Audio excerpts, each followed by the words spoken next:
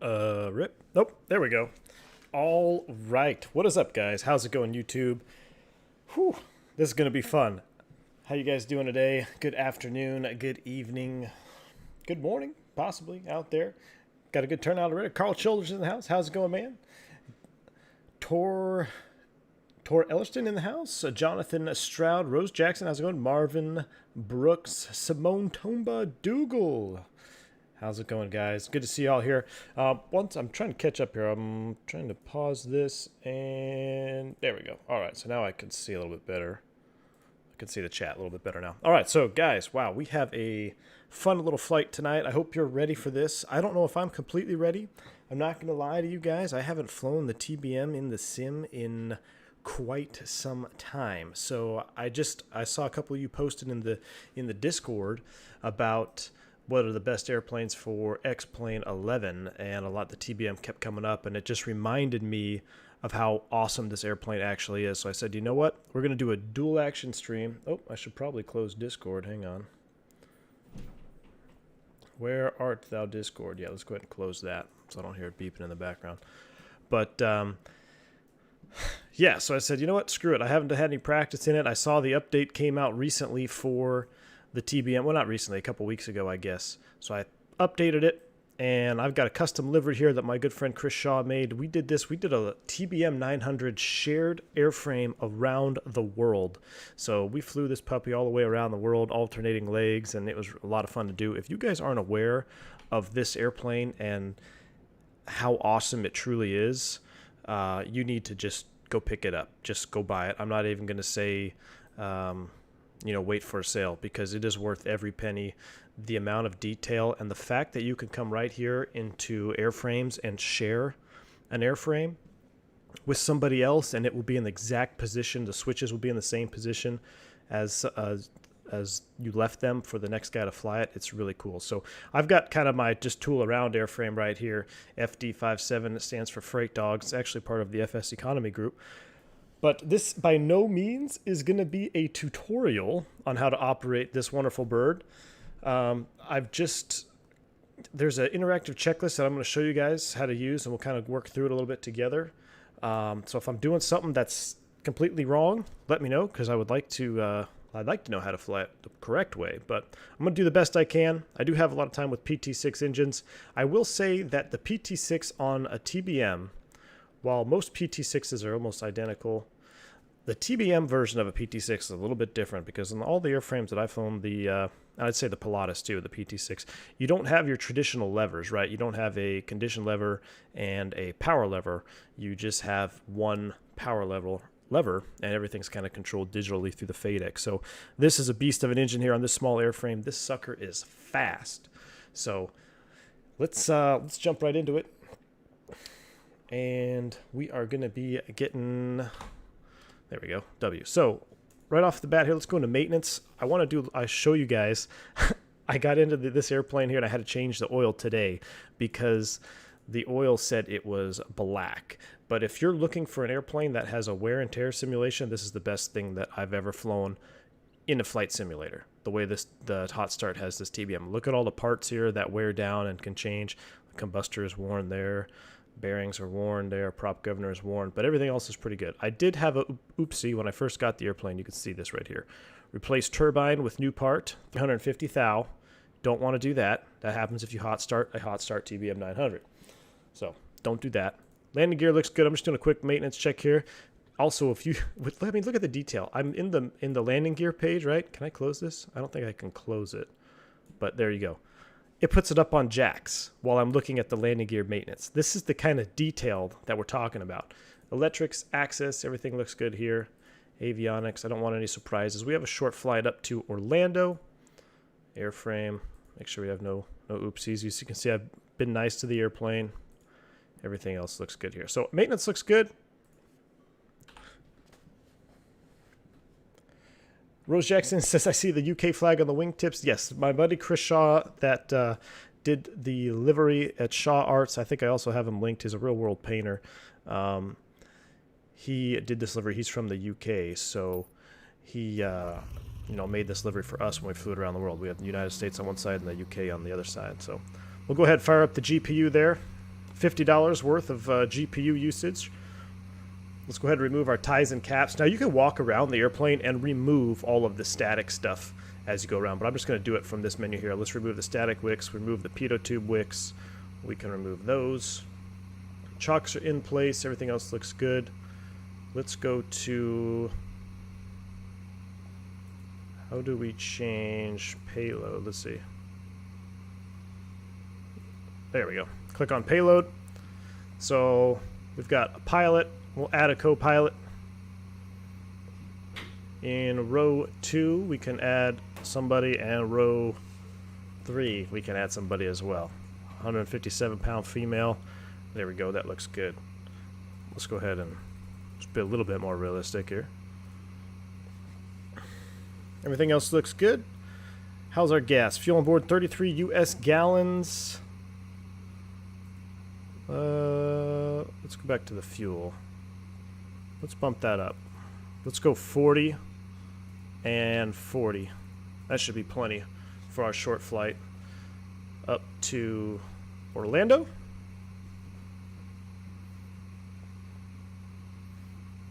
All right. Do a quick little walk around here. Vis Lang donated $1 through Super Chat. Thank you so much for your support, man. Thank you. Really appreciate it. Glad to have you here. I don't see a message with your donation, but I really appreciate it. Thank you for supporting the channel. Thank you, thank you. So, one thing that's got me in the past, look at, I mean, the detail on this airplane. This is why I'm flying this plane first, because I'm sipping on some drinks tonight, and you don't want to fly this plane completely hammered on the sim, because you're going to end up making a mistake. So I fueled up the airplane, but I didn't close the fuel caps. So let's go back into the payload manager here, and let's go ahead and close the fuel caps. And there you go. That's the kind of detail we're talking about with this TBM. If you, I'm going to say it 100 times probably on this stream, but if you don't have the TBM900 and you want one of the most realistic airplanes that you have to take care of, go out and get it. All right, so we're on the GPU power. We're wasting money. Let's go ahead and move the crash bar up. We're going to go ahead and... Why are you doing that to me? Okay. That was weird.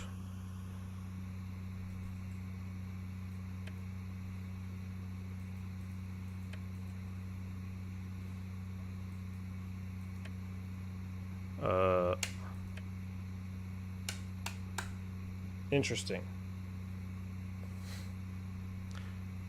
I've never had that problem before. Tor, 100 Norwegian krona, and thank you so much. He says, I just love the streams. Thank you so much, man. I'm glad you're enjoying it. Appreciate the support for the channel, Tor. Awesome. Glad to have you here. Thank you so, so much. But we have ourselves a problem, guys. Why is that happening? What if I remove the GPU?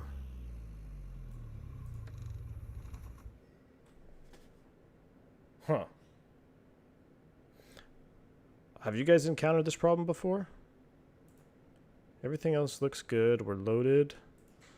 And maintenance, there's nothing wrong with the maintenance. Let me go back to... Nope, nope, nope, nope. Access. Nothing wrong there. Battery is fine. Great. Don't tell me I just talked about how awesome this airplane is, and now we've got some weird bug with the crash bar going back down to 0. Is there a binding for the crash bug? Let's see. Let's go. Let's check any joystick. We're in the TBM profile. Let me just see if there's any thing for crash bar. Nope. Oh boy. I vaguely remember. No, read effect. No, yes, switches. Ethos. Nope. Don't need any tutorial. Great.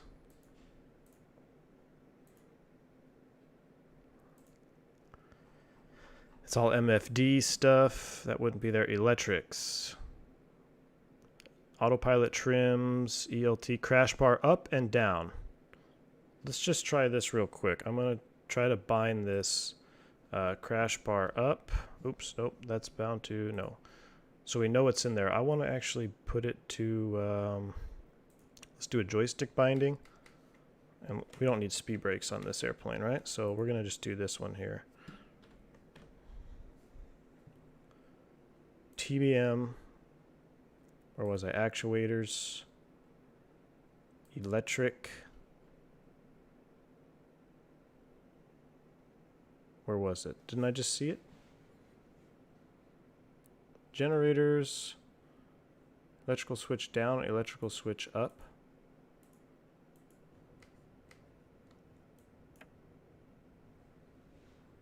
Blowing fuse?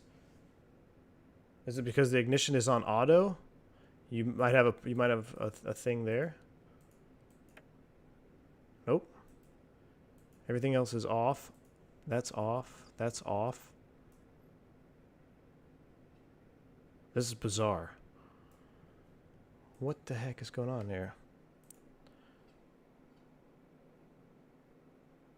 I thought I could have sworn I saw a crash bar. Is that not on there? It was under keyboard. We'll go back to this one.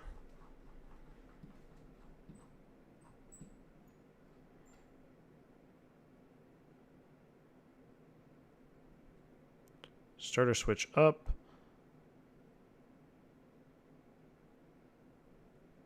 There we go. Crash bar down, crash bar up. We're just going to make a keystroke for it. Yeah, I don't care if that's that. And crash bar down. That's bizarre. Oh, plugins. Let's see. I disabled Gizmo. I think you need Gizmo for this. Let's give it a second here. Oh, rip. I think I might have... Oh, let's see. Hey! Victory! There we go. All right. Wow.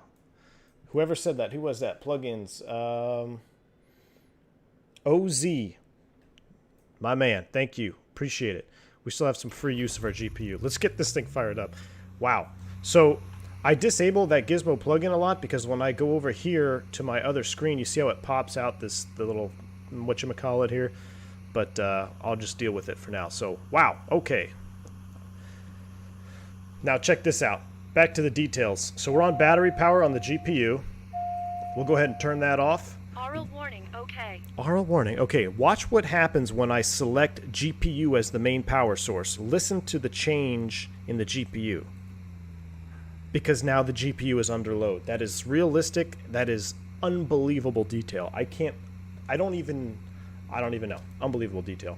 All right, so we're on GPU power now. Let's go ahead and get our nav lights on. We have our cockpit lights on and enter here. TOS system test, okay. TOS system check, okay. All right, so here is our G1000. I'm trying to remember my bindings are. We're going to do a very simple flight plan up to Orlando. Bear with me, guys, on the G1000 here. I'm a little bit rusty, so I want to delete all of this stuff. This is one of my old flights, wow.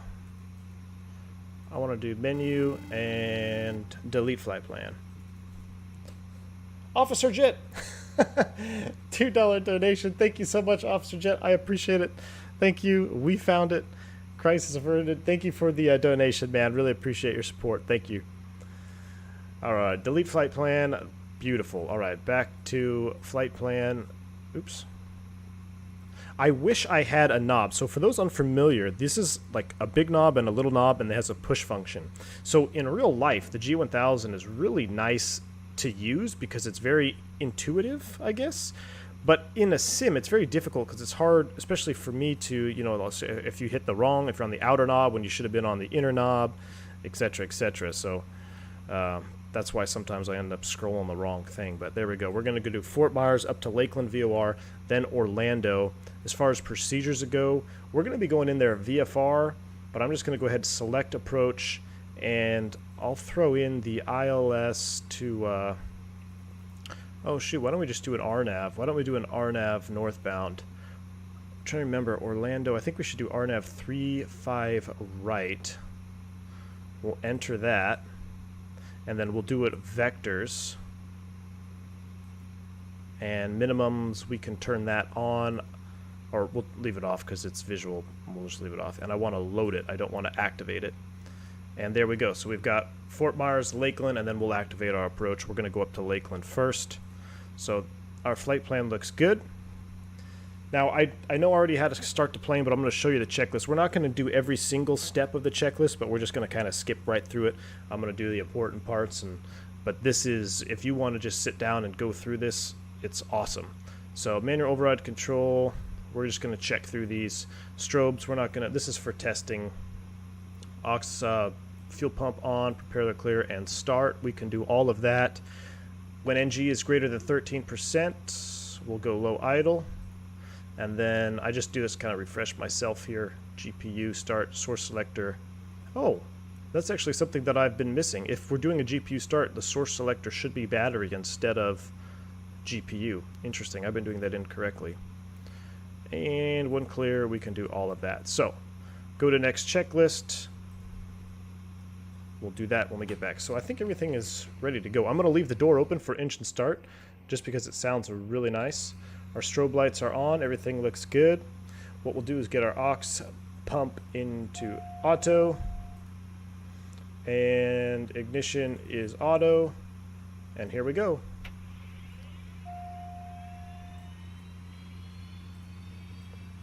NG comes up quick.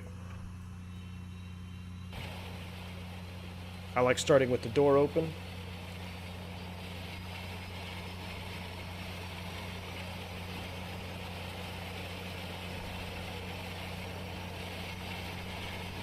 Here comes our prop. Now it's going to stay in the feathered position until you move it into flight idle.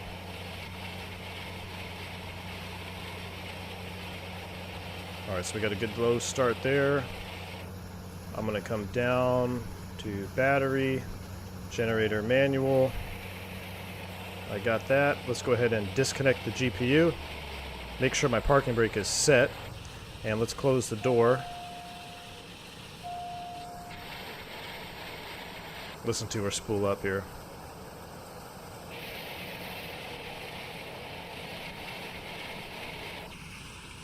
You gotta latch the door too.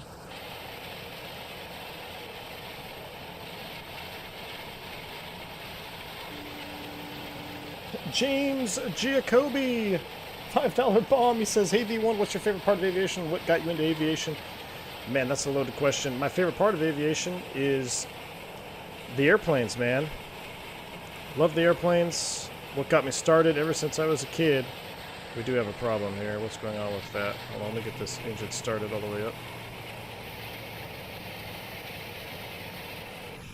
I'll get back to that, man. Let me just get this puppy started up. That's ooh, that should have been in auto. We'll turn our autopilot trims on. That's why it's so loud. Doors are open.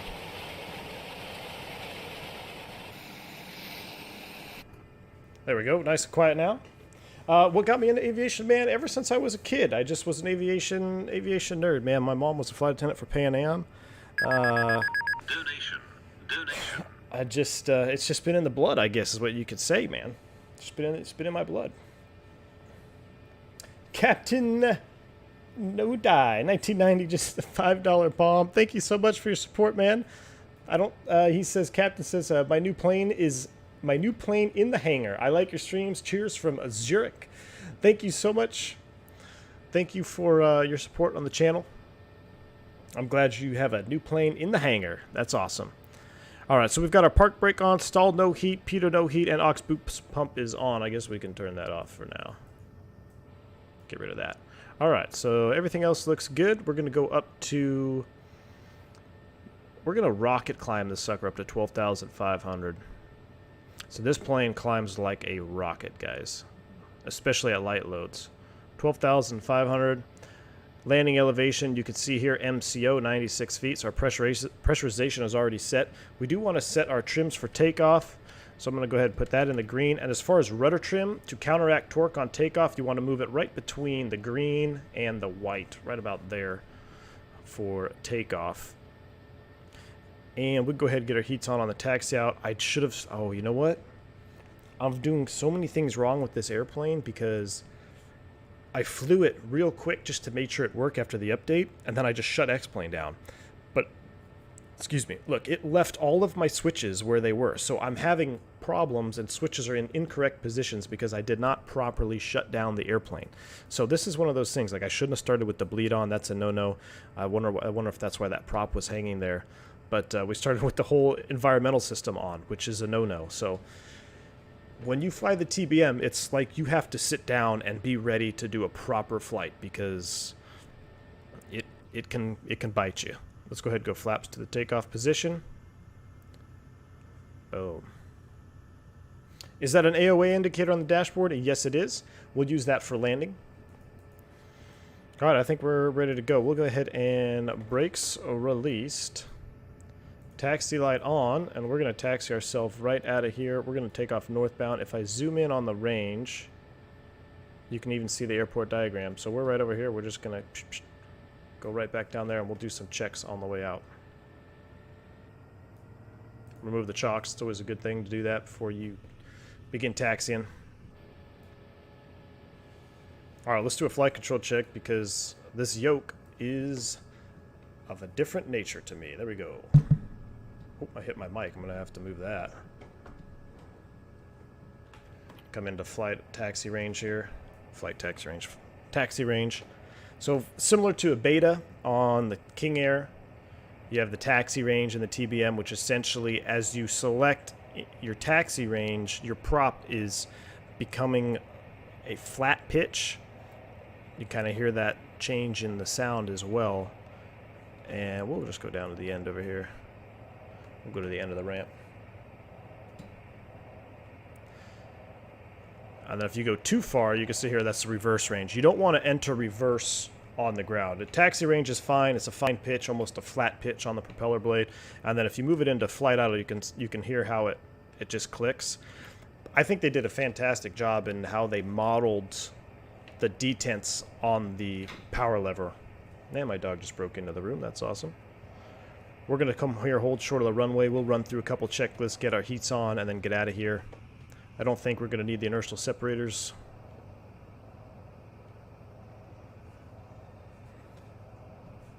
But let's just get, I'm going to turn it up a little bit.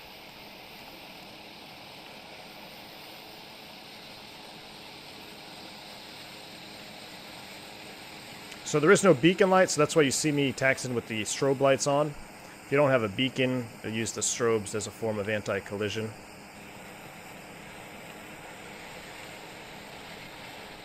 But I mean, this little bird is... I'm excited to fly this. I have no idea how this flight's going to turn out, guys, because like I said, I haven't actually flown this plane in a long time. So you're going to see first-hand repercussions of that in stream, on stream live. But I'm just getting excited because I remember now how awesome this plane is. What are the inert SEPs, Swarm? They are essentially, sometimes they're called ice veins. And basically it's a little flap near in the intake, and it will, you really want to use them when there is potential for debris, and I use the word debris, is probably not the right word, to enter the intake. So, you know, heavy rain, or if you're taxiing on dirt or grass runways, or landing on a grass strip, you know, coming in and out of there. Any time that there is a possibility for FOD to enter the engine, you use the inertial separators. Now, they do take a little bit of power away. I don't know, you know, in the King Air, we called them ice veins, and in the 99, we called them ice veins. I don't know if there's anything specific to the TBM that would be different. And if there is, you know, like I said, I don't know. I've never flown a TBM in real life, so I don't know all the ins and outs of it. But that's as a just there. So, but before we take off, we'll go ahead and get our heats on, and we'll go ahead and run some more checklists here. So we can go ahead and go to next checklist. We already did all this. I gotta push that in for cursor. It's just easier if I come down to this view here. There we go. Go to next checklist. Next. All right. This is for after start, testing everything. We're just going to simulate that we checked everything for sake of time, but you can fully do this checklist and everything is modeled. I mean, literally everything is modeled. LFE, we already checked that. That's landing field elevation, 96 feet over there at Orlando. Altimeter setting, that is something we should check. Here in the good old Fort Myers, it is 3022, so let's go ahead and set that. Baro ref here. 3022. And is it synced up? Perfect, it is synced up. Now there is a standby one up here, which, to be honest with you, I'm not sure how to change that. We'll look at that a little bit later.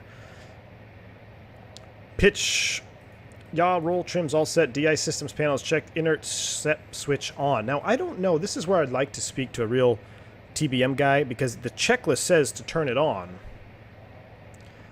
But I don't know why you would turn it on. Here it is right here, if you didn't need it. But maybe it doesn't affect this aircraft as much as I'm accustomed to, so we'll turn it on because the checklist calls for it. Taxi light on, we all this, parking brake, we tested all that, everything looks good. LFE's checked, go to next checklist. Before takeoff, park brake is on. Flaps feather, or prop feather twice, basically testing the system. This is a run-up check, we're gonna skip this. Strobe switch on, CAS, and fuel quantity. We do want to check for symmetry, so if you look here in the systems page, we've got 2 fuel tanks left and right, and I actually need to turn that pump on. So see, I'm getting the caution out because the inert SEP is on, so I'm going to turn it off. But let's put this into auto. There we go. It should have been in auto after start. So the TBM runs 1 tank at a time. Right now you could see this green line, I am draining fuel from the right wing tank. I'm at 37 US gallons. If I press the little shift button up here, I will then switch over to the left tank. In auto mode, which it's in right now, it will automatically do it for you. So it's automatically switching left and right. So we just want to make sure our fuel balance is normal. So that looks good. Let's go back to the checklists.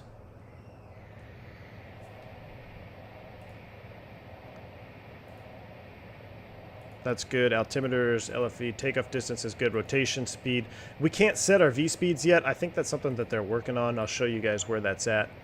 Only when flaps are confirmed up, that's where we will pick this up.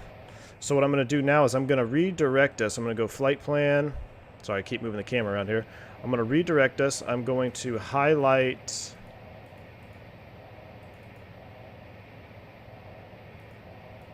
Lakeland, and I'm going to go ahead and select direct. I'm going to go ahead and press enter. So now that is the active part of the flight plan. Looks like we're going to take off and go left bound. I'm going to zoom the range out just a little bit. Remember, this is completely VFR. We're not worried about SIDS and stars or anything just yet.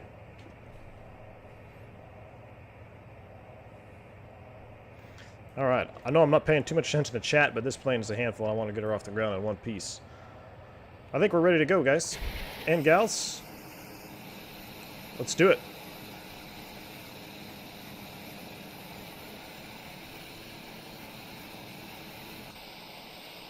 Let's do a little cinematic taxi on, and then I'll get the lights on for you.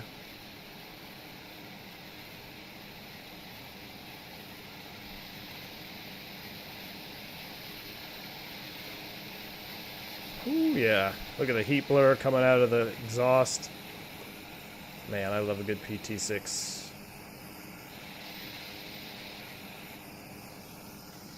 Beautiful. All right. Let's get our lights on. Landing mode. Everything's on strobe. I don't need to turn, I'm not going to turn pulse mode on.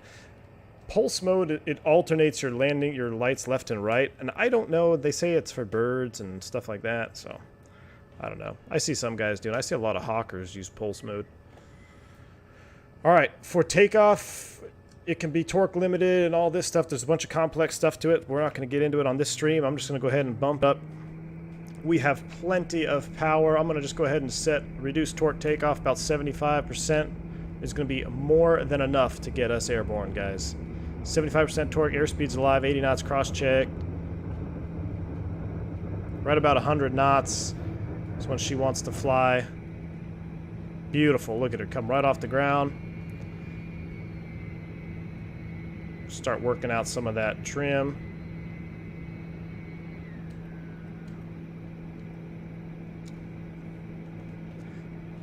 Best climb speed is right about 124 knots. So I'm going to trim down just a tad. There's a 110. Let's go ahead and flaps up. And we are off. Listen to this flyby. One of the best flyby props in X-Plane. Ooh, buddy. And it's windy out here today, too. Alright. Well, my zoom is all jacked up. Alright, so I'm going to go ahead and come left. I'm going to turn the flight director on. I have it bound on my stick. And I'll put it in heading mode. We'll spin the heading over here to an intercept heading. And I'm also going to select a speed hold in the climb on flight level change. So when I select flight level change, you could see that it's got a speed up here. I want to turn that down. So I want to come over here and press down. It's kind of hard to do this without the autopilot on and the stupid zoom thing. Oh my gosh. Alright, you know what? Autopilot 1 on for a second. And I'm going to trim you down. Basically, I got to roll this wheel. I can't find the binding for this wheel. I want to do 100 and we'll do 130 knots. How's that? All right, so I got the autopilot taken over. We're going to climb out at 130 knots.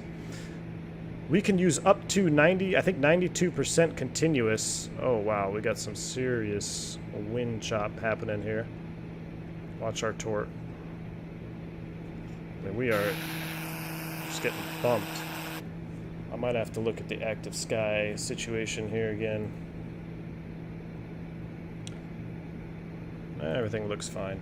Maybe it's just some serious turbulence coming out. So right now we're in a heading to intercept our course. And it's not really a course. I could redirect us right to Lakeland, but I'm going to just stay on this heading and we'll join up. So what I'll do here is we're in heading mode, very similar to the Airbus when we're flying. You know, you have your heading mode and then you can push for manage nav. So I'm going to select nav. Oh, it actually is it's gonna go grab it right now. So it's close enough to where it's gonna capture it. There's some clouds. I don't know. OAT is it's plus 14, so we're good. We don't need any anti-ice. But if this course line was way out, it would arm the nav, but it was close enough here to the G1000 that it's gonna go out and grab it. I'm gonna keep bumping our torque up to 92. I think we can use it for 5 minutes or something like that. It's in the manual. But all right. Now I can get back to some of the chat messages here. Making sure engine instruments are all green. Our pressurization is working. Whew. All right. Somebody said they flew the TBM. Carl, you flew the 800, not the 900. Awesome. Well, then, now I can ask you some questions. But sorry about ignoring you guys there. I just like to get this puppy airborne. You know that. So maybe Carl, you can answer that inertial SEP question. Is it like in the TBM? Do you guys just keep it on all the time, or is it as needed? Because I feel like that checklist might just be a generic one, and maybe it says turn it on, and in the real POH it says, you know, discretionary. But I don't know. Let's go ahead and look at some wing views here. Not much to see with the clouds right now, which is a shame because I have some fantastic ortho we're flying over. Look at our climb rate, guys. 2,600 feet a minute, 87% torque. Like, I'm not even hoofing it. I'll bump it up a little bit more. We could probably get to 12.5 before... Ooh, watch that torque. So another really cool feature about the TBM is if you enable the friction lock, which in real life, a friction lock is... it basically adjusts the friction of the levers on the console, right? But in the game, or in the sim, sorry. In the sim, when you turn on the friction lock, it really helps you make a fine adjustment. So I'm moving my thrust lever, and look, you can really make fine adjustments with the friction lock on. So it basically creates a curve, I guess you could say that, with the axes to help you get those fine torque adjustments nice and smooth. So you can see there I just bumped it up a little bit. 1,000 feet to go. Let's do a flyby view.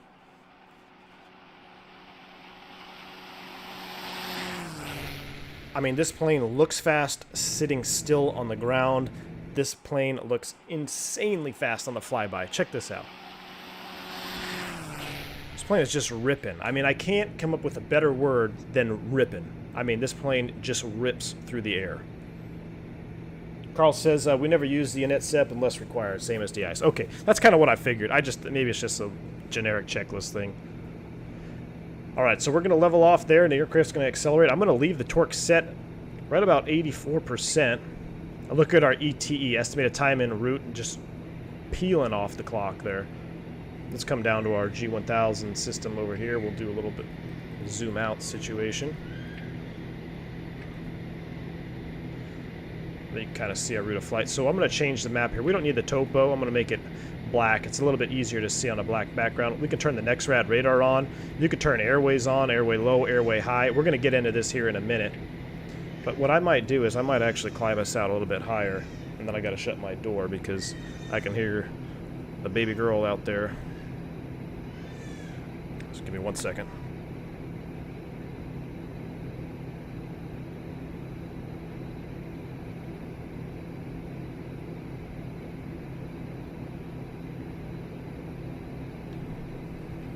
Alright, so got my door shut again. Sorry about that.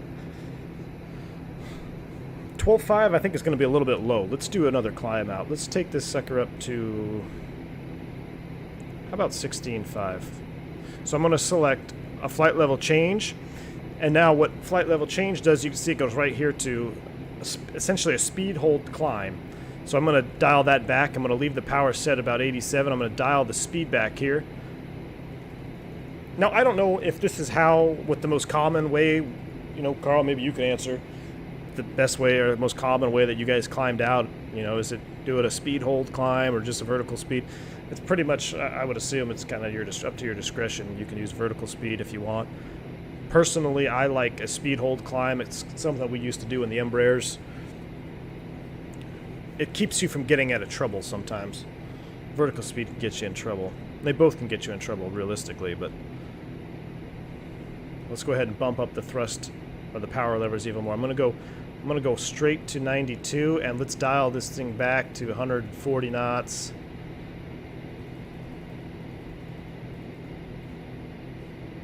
Okay, maybe not 100. 98 torque for 2 minutes, I think. I might have my numbers mixed up. But look at that, 3,000 feet a minute. We're coming back. Yes, Daniel Smith, we are taking an A320 next. Woo!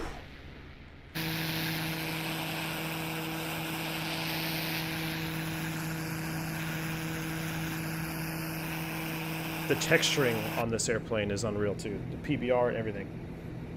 Captain Tom, you have a good one, man. Thanks for stopping by.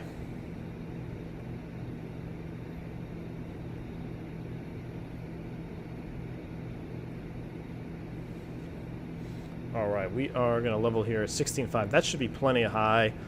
Now it's going to accelerate. I'm going to set our cruise torque. We'll set about 80. Oh, not that low, not that low, not that low. Nice and smooth adjustment. We don't want to suck all our gas down either. We're doing 59 gallons per hour. Alright, so let's go ahead and get those lights off. Should have been out at 10,000 feet. Everything else looks good. Let's hop down to our checklist, make sure we're not missing anything. Only one confirmed. There's our 124. Yaw dampers on. All that's been done. Yada yada. That was all good. Beautiful. Cruise, throttle adjusts. We're doing that. Pressurization, we checked. Gauges, all green. Everything looks good. The G1000 makes it very easy to see your gauges. You know, if anything is trending towards the negative, I mean, it's all color-coded. Everything's in the green. They're good to go. When you start seeing yellow and red, you've got problems. DI system as required. Next checklist. So the next one is the descent. We'll go ahead and just go return. We don't need to worry about that right now. Nothing on the radar screen. I'll zoom in just a little bit more. See, I hate the... Oh, that's zooming out. It's going the wrong direction. There we go. How about there? Whew. Carl says I was taught speed hold unless other situations require 98 torque, 2 to 3 minutes. Max. Perfect. Yeah, Max with stars around asterisks. I hear you. So right now, guys, we're level 16,500 feet, 84% torque, and we're at 195 knots and accelerating. Listen to this. Woo! I mean, that flyby might be the best. That's the best prop-driven flyby aircraft in X-Plane right here.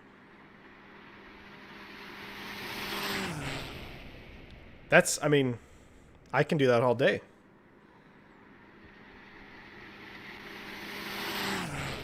Whew. All right, let's hop out here.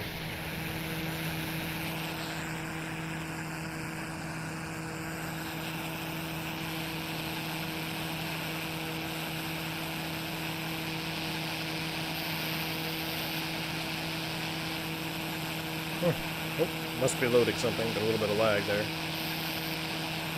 Let's sit right there.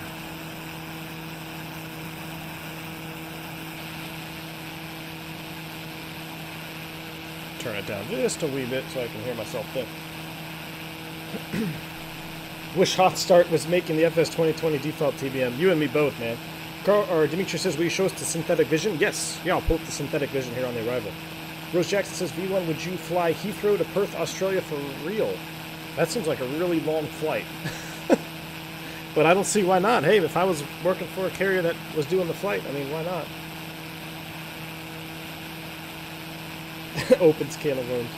New Guinea says, I have a shipment of delicious South Pacific lager that just arrived in Orlando, fresh from the breweries in PNG. Could you holler it to Charlotte at 320?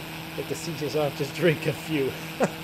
New Guinea, absolutely, man. We'll throw those in the baggage compartment, man. Actually, you know what? We don't want to do that. We want access to them. We'll figure out a spot for them. I've got some spots in the cockpit we can stash some beautiful lager. Not a problem, man. I'll make sure to accommodate that in the loadout. Leroy says, V1, do you have a link for this plane, please? Leroy, I do not, but Dimitri just sent you one there. There you go. Leroy, if you're just joining the stream, man, I don't know if you've been here the whole time or not, but I've said it a couple times. I'll say it again. If you're looking for a prop-driven aircraft that is fast and it requires you to actually maintain it, and I'm not talking about just some random wear and tear. I'm talking every single thing you do in this airplane is replicated like it would be in real life. And you need to pick it up because it's fantastic. An example, when I was doing the TBM900 around the world flight with my buddy, I think they fixed it in recent patches, but what would happen is if you shut down the engine and then went out and did your post-flight and put the covers on the engine exhaust, they would actually cause damage. But now I think they fixed it, and it says if you click the let's see, I think I have to be in the cockpit to pull it up. No, I can't pull it up in flight. But if you attempt to put on the caps and covers now, it says we'll put these on when the engine cools down, so you don't have to wait. But you used to have to actually wait for the engines to cool down before you could put the caps and covers on it. And if you didn't put the caps and covers on it, sometimes stuff would get in your pitot system and it would be fouled up. He left the pitot tube covers off one time, and I picked up the airplane. I think we were just starting out. I think we were in Iceland or Greenland. We were just making the transition over to Europe. And we hadn't flown the airplane in, I don't know, a week or two, but he never put the covers on. I had damaged pitot systems from no covers and the airplane not being flown for that long. That is the type of depth and realism we're talking about. The shared airframe feature is hands down the best feature I think HotStart has ever invented. I don't know if there's another plane on the market that does that. If you guys know of one, let me know in the comments because I would love to pick that up too. But to be able to share an airframe, and I mean, you pick it up at the same spot on the airport that your partner left it at. Every switch is in the same spot. If we go back here to the cabin, I would leave the tray table out, and then he would get in it, and he said, yeah, the tray tables were out. Or he'd leave, a sunshade down. You can pull the sunshades down, and it transfers everything. So now I don't know how to get the table back in. There we go. But I mean, this is a nice airplane. I mean, look at the leather on these seats. Oof. Man, All right, let's come back up here. What do we got? We're looking 7 minutes to a turn, then we're going to have to start down probably. Not a problem.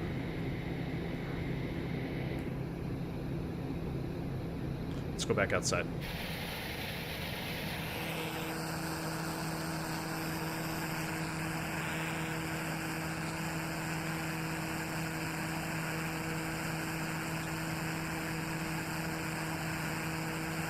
Ace Aviation says, don't forget to like the stream. Beautiful aircraft. Thank you, Ace. I appreciate it.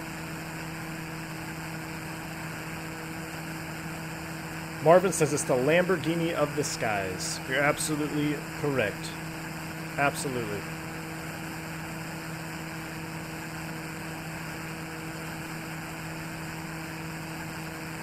Just got here, Leroy. Awesome.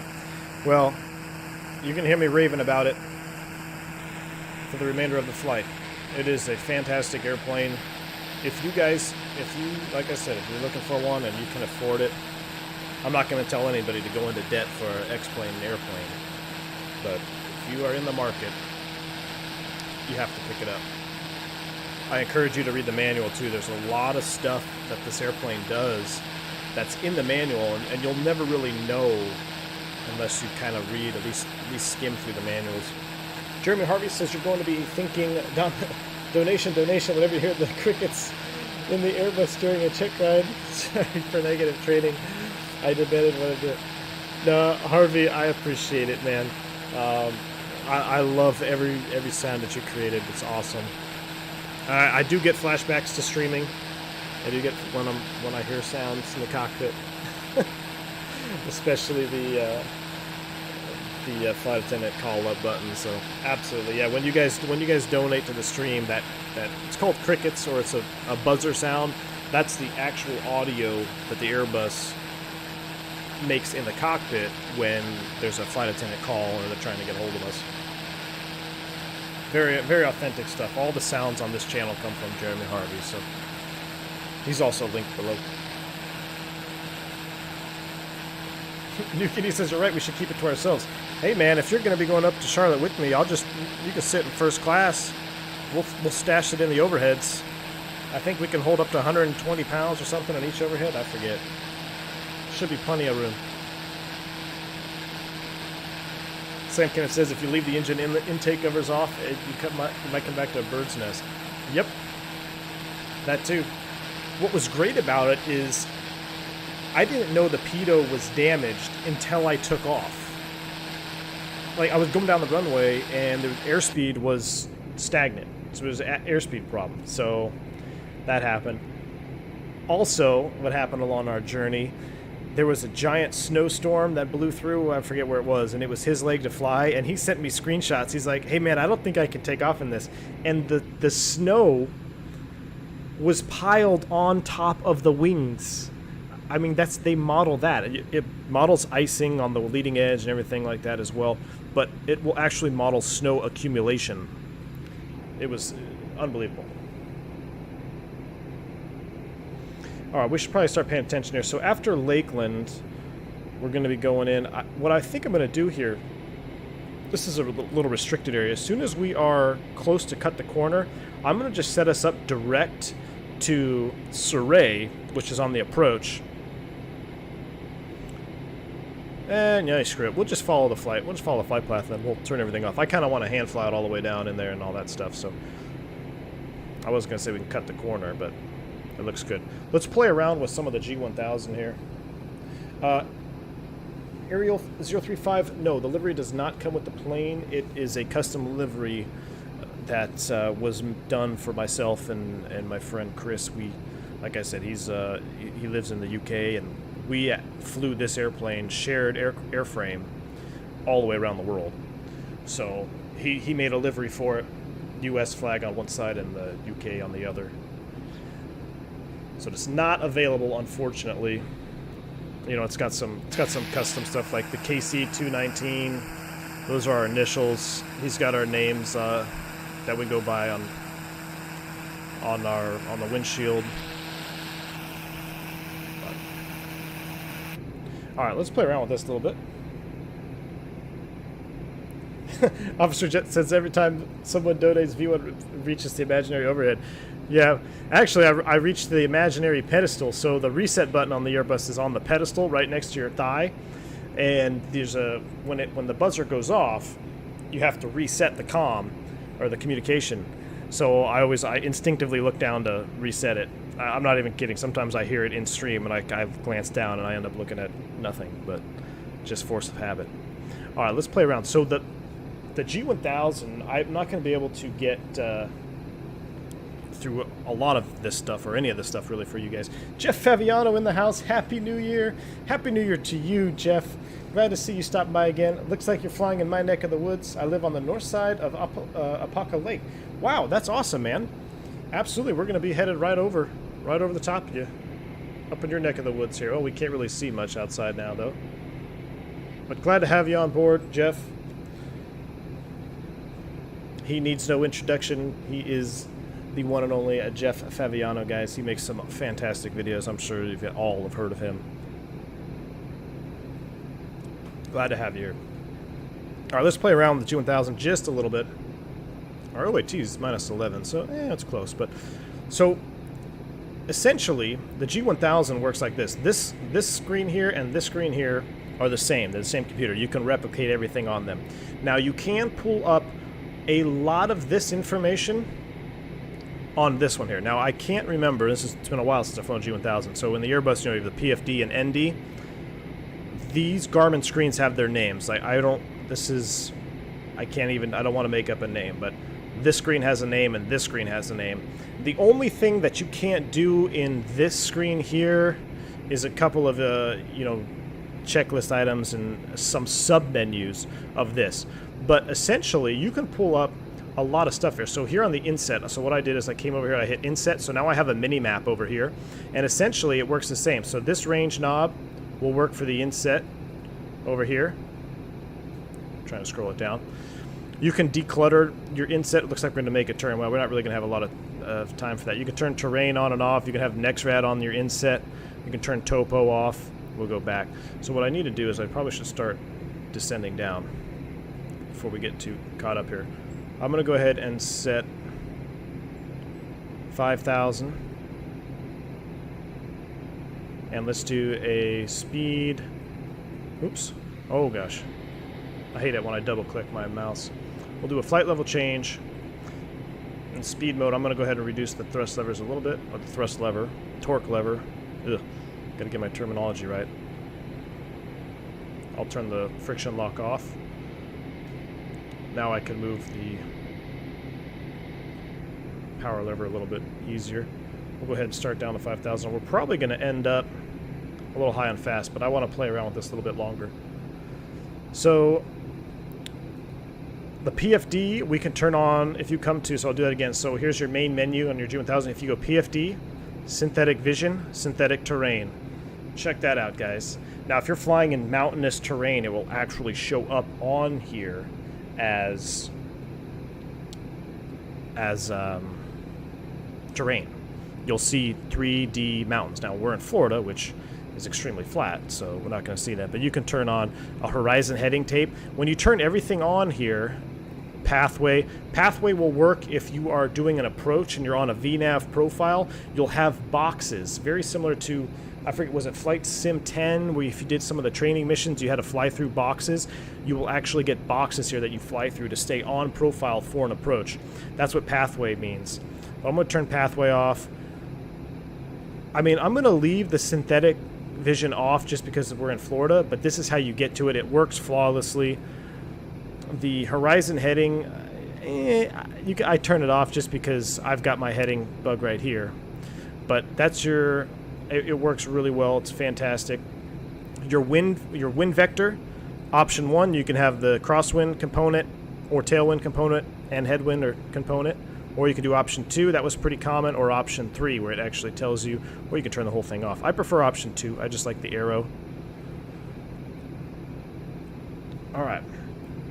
Let's go ahead and turn synthetic vision off, though, because we don't really need it for this flight, so I'm going to turn it off.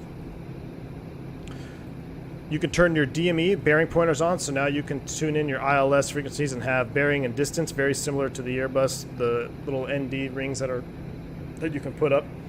We're getting a little bit high. I'm going to reduce all the way back to flight idle now. And what's our OAT? -4. Let's go ahead and get some ice on just in case. Oop, not airframe ice. We'll go ahead and turn our prop and window ice on. We'll turn on the SEPs too. I don't know what kind of situation we're descending into, but it doesn't look to be too bad.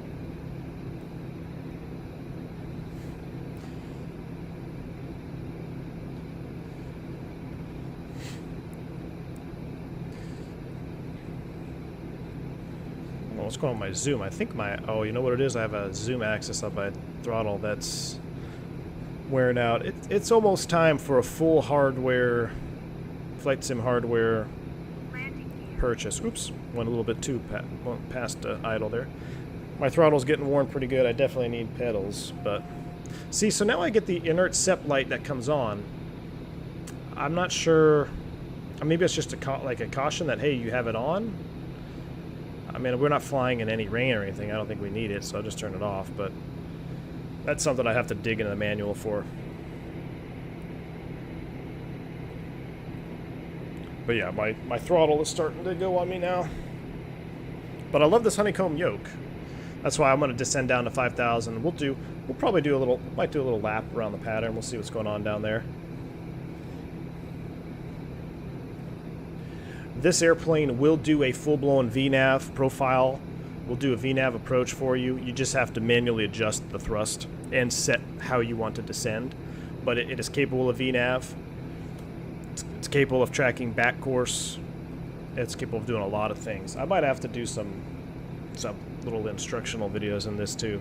But I hate doing it because, you know, I've never flown the airplane, so I feel weird trying to teach something that I've never flown. But I've got probably 2,000 hours in G1000s, but that was a long time ago when they were brand new. So there we go, looking at the flight attendant call panel. Ariel 035, awesome flight, buying it right now. Ariel, I hope I'm saying that right. Man, I'm glad. Thank you so much for your support, man. Thank you for your donation, and you are not going to be disheartened with this purchase, man. Check out this little decent flyby view. I should have my lights on. I don't have my lights on. But it is going to be a lot of fun. You're going to love it. You're going to love it. Let's get some lights on. I'll turn pulse on. Can you see the pulse here? I think I have to be in taxi. Do I have to be in taxi for pulse to be visible? Yeah. So here you go. Now you can see pulse mode. Left, right, left. I see a lot of Hawker corporate jets using pulse mode. Like, I don't really know. Oops. Got to make sure that once you level, you set your power back. I'm going to slow down just a little bit because I'm enjoying this. So we're going to go in there about 170, 180 knots. I think the pulse situation is for birds. I think they did a study and it said something about birds, but I don't really know. I could be totally wrong. Let's check our fuel, make sure everything else is balancing automatically. So we still have the auto balance. Look at that, 22, 24. Perfect balance. Everything looks good there. We are about 6 minutes from Orlando.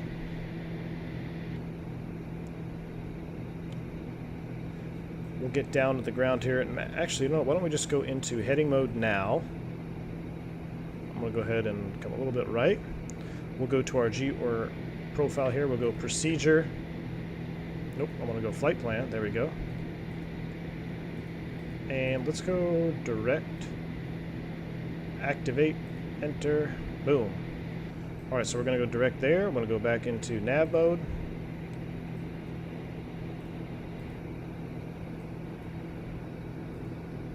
Got. I don't think I can do VNAV path. I think I'm way out of it. Our flight plan, it automatically tells you it has them loaded in there. So that's an expected 4,000 feet. These are hard altitudes. I know it's a little hard to see on stream, but let's go ahead and set 4,000 feet here, and we'll do a flight level change descent, 178 knots. I'm going to make that an even 180.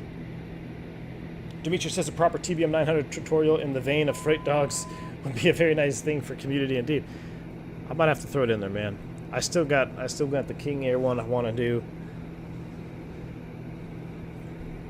But I could do, I'd make it maybe more G1000 tutorial. Yeah, I could do that. Swarm 3513 says, I just picked up the Thrustmaster Warthog along with the Pendular Rudder. Now I need to save for the Honeycomb. Very nice, Swarm. You're going to love that Warthog. I love the Warthog, especially for, of course, DCS flying and the Airbus. I think it's pretty darn close, feel-wise, to an Airbus side stick. Of course, you got to make sure you have your throttle on the right side. But the Honeycomb, guys, I love it, don't get me wrong. I really love flying the Honeycomb and hand flying with it. The pitch axis, though, is just so stiff. I don't know. It makes it... It's so smooth, but it makes it hard to be very fine in the pitch, which in a real airplane, it's much easier to fly with the smoothly in the pitch, you know, up and down. So I find myself using a lot of trim with the Honeycomb because I don't want to make that sharp nose down or nose up moment.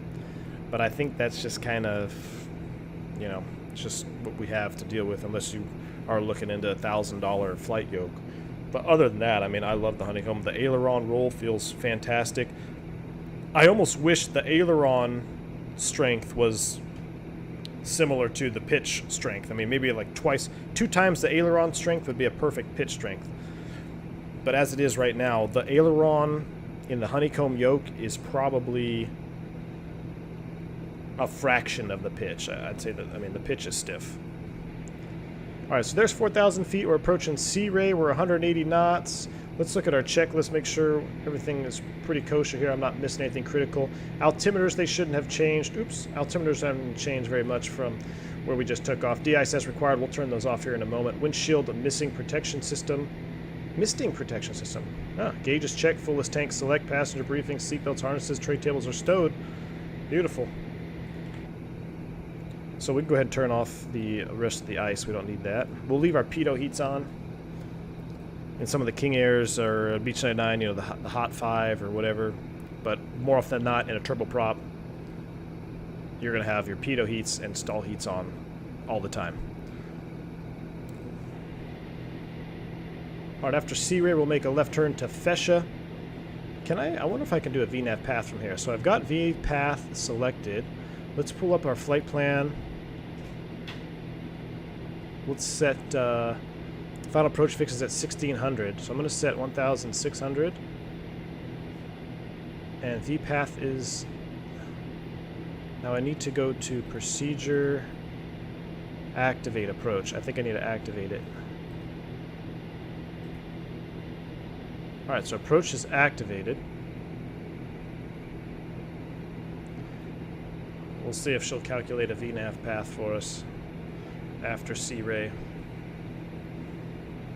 Kimchi says, "Are you ready for the storm tonight?" Man, it's been crazy weather out here, huh? I hope I'm ready. We'll see. Hopefully we don't lose any internet or power. But yeah, South U.S. is going to get hammered tonight. Some storms, especially in Texas. Work actually called me to see if I wanted to do a out and back tonight. I was very tempted. Then I looked at the radar and said, hell no. Alright, so there we go, our VNAV path, that's what I'm talking about. So I'm going to just do this for you guys so you can kind of see how in-depth this airplane really is. So we have VPath is armed in white. This is our current selection. We are in GPS, we have autopilot yaw damper, and we're in altitude hold at 4,000.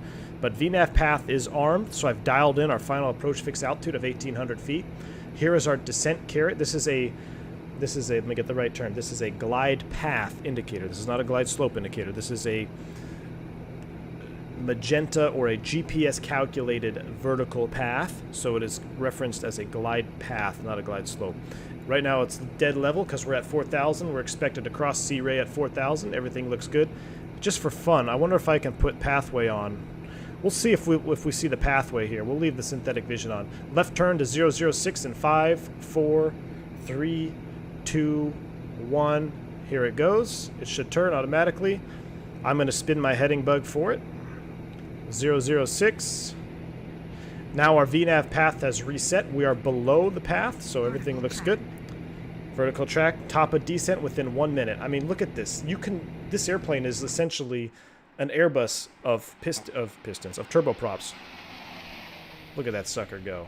Woo!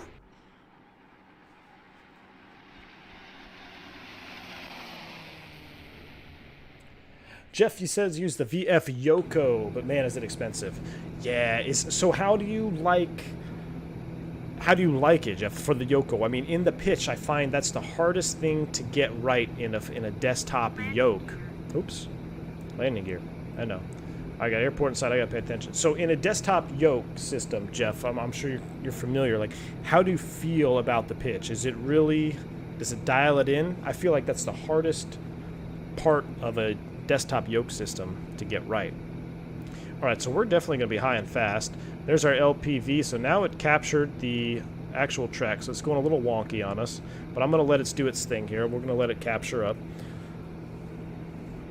It's holding at 3,000, so this was essentially an alt star in the Airbus.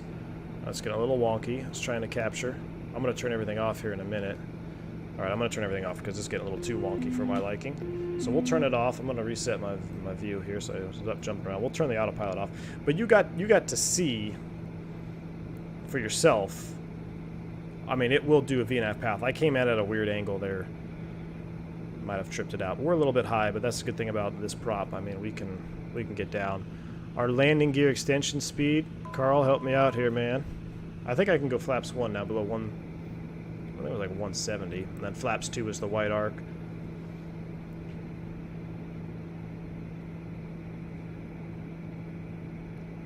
Carl, you have the Yoko as well? Wow. Yeah, that high resolution.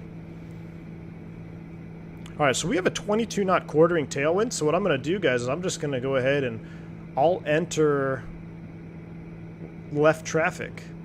And you know what? We're not flying with any ATC, so we're going to do our own thing here. I'm going to come to the left, and we're going to make right traffic for the opposite runway. So what I like to do, if I'm not going to follow any of my LPV, I'm going to come down here. We'll turn synthetic vision off. We'll turn our bearing pointers, or let's see, our OBS needle. Where are we at? So back, CDI. I'm just going to turn that off so I'm not distracted. And we're going to make a right traffic pattern for, I believe this is, I'm sorry, a left traffic pattern for 3-5 left. So 3-5 left is right here. We're going to make a left traffic. We'll come back around and land into the wind. Traffic pattern altitude is probably about 1,500 feet, so I will set 1,500 and try to level off. Definitely. So you see what I'm talking about there with the, well, that was probably my part there with the power, but the pitch is really hard. I might end up having to put some curve just for the pitch in this airplane specifically. I don't notice it too much in, you know, like the 172 but for some reason. All right, so we're on downwind. It's kind of hard to see. It's going to be coming off our left side there. Look at the crosswind though, 22 knots, quartering tailwind. So we are getting hammered here. Definitely too close to the airport. That's my altitude deviation, 200 feet. We need to get back down on it. 180 flaps 1. Yeah, that sounds about right. I need to get back down to 1,500.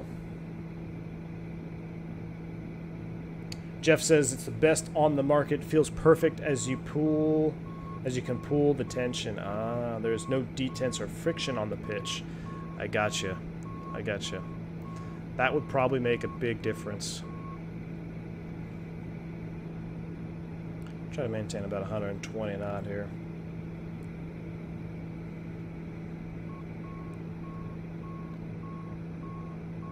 It is really gusty. So those are the middle markers going off. And our runway is right down there. You know what sucks is my Orlando didn't load in. X-Plane's just been weird to me lately, I'm not gonna lie. Been a lot of weird things happening with the extended light mod. I know you guys helped me out with that. Said if you have ortho, it definitely messes it up. There's been a couple things going on with my sim that I really need to just take a day and sit down, get everything ironed out. Let's start our descent.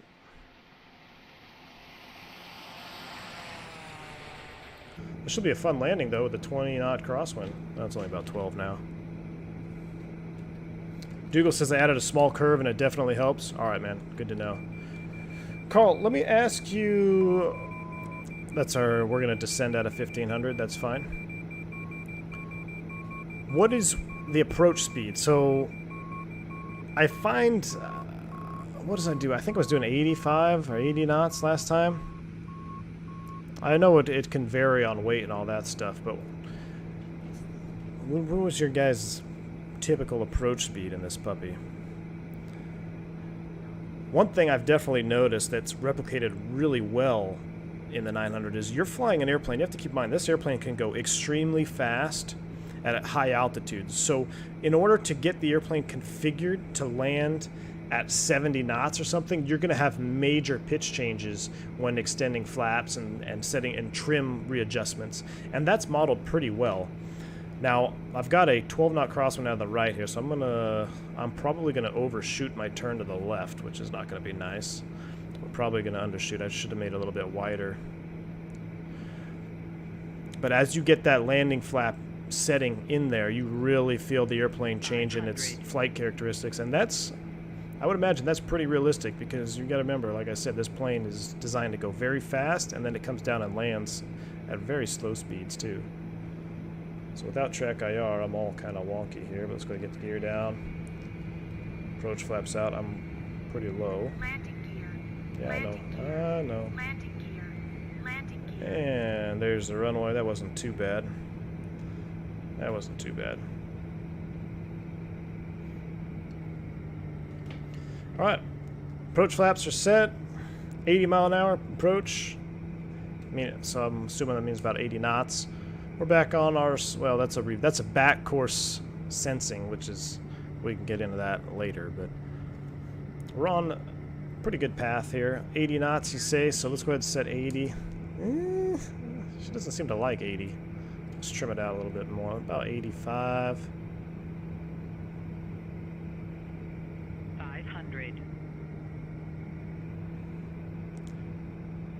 850 would come in at 90 knots. All right. Yes, you know what? And she seems to be happy right about that 85, 90 knot mark. But the wind is a little bit funky. Look at this crosswind. I think this is an exaggeration on X-Plane's part. 12 knots. I don't know, though. We are flying a TBM, and it's pretty light. I'd like to land in the touchdown zone and not halfway down the runway. Believe it or not, I had a... Oh boy. That's the PTU. If you're unfamiliar, that's a custom sound pack for the TBM PTU. I'd like to not break this airplane. I think this is the first landing I've done in the TBM with my honeycomb. I'm definitely being a throttle jockey with it. I need to be much smoother with the torque. Holy crosswind, man. Who decided to fly to Orlando? Let's get on center line. Airspeed.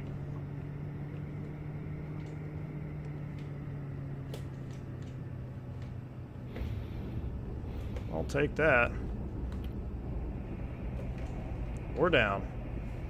I mean, and this thing, if you want to, I'm not even touching the brakes, guys. But if you need to get in and out of small runways, this plane will do it. All right, I don't even know. I think the GA ramp is back to our left.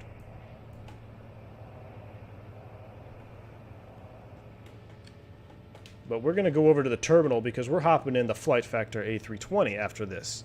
So we're not parking at no GA ramp, guys. We're going to the terminal with our TBM. Let's go ahead and clean up the airplane back into taxi mode here so I'm not riding the brakes because you can wear the brakes out. We'll get the flaps up and we'll go taxi mode. Oh, I was already in taxi mode. We'll leave the strobes on because we don't have a beacon light. But welcome to Orlando.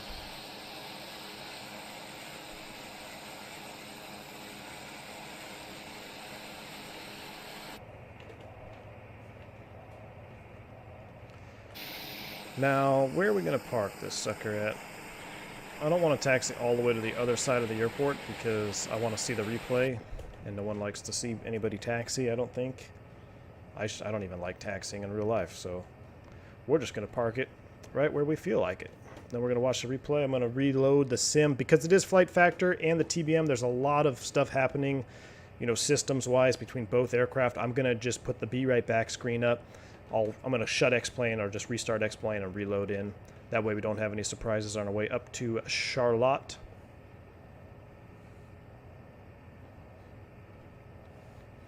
We'll go park, let's see, who was that? Was that a Virgin flight over there? We'll go park next to the Deltoid. On the ramp, we should probably kill our taxi light. Now, what's funny is if I were to reload the airplane here, let's say I wanted to fly it again, I'll end up parked right here next to this Delta 75.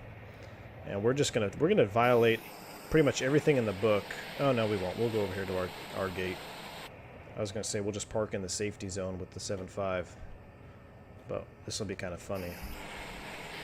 I wonder if the jet bridge will still attach.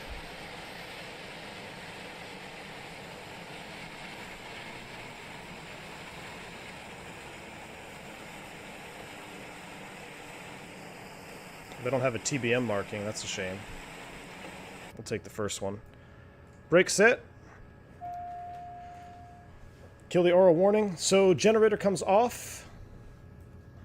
And I don't know if the aux BP comes off. I shut it off. Ignition comes off. And heats come off. Basically minimizing electrical load. We'll go ahead and kill the bleeds. We'll turn the fan off. We'll turn AC off. We'll feather.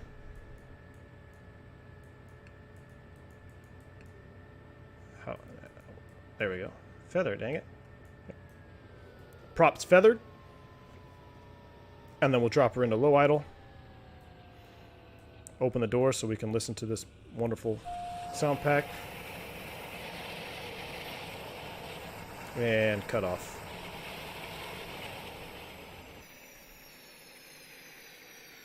Listen to that spool down. Woo!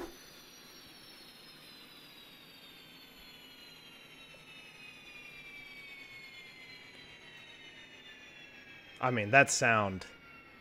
And that's, you know, that's default. No sound pack needed, nothing.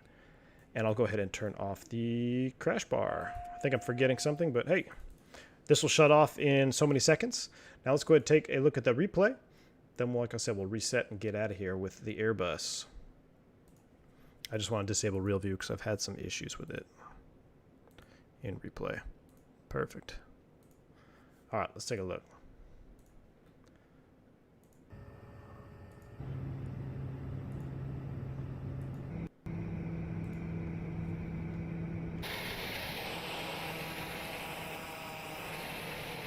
We'll handle it from here. So one thing that's really strange to me, but it's totally normal, is the pitch angle, right? So you're in that straight Hershey bar wing.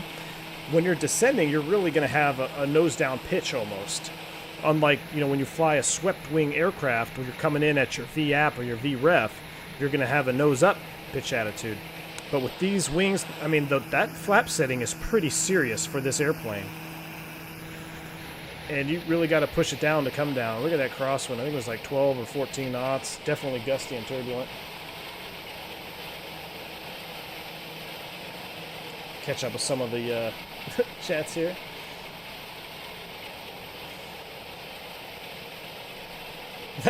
Very nice, Captain Reynolds. Appreciate it.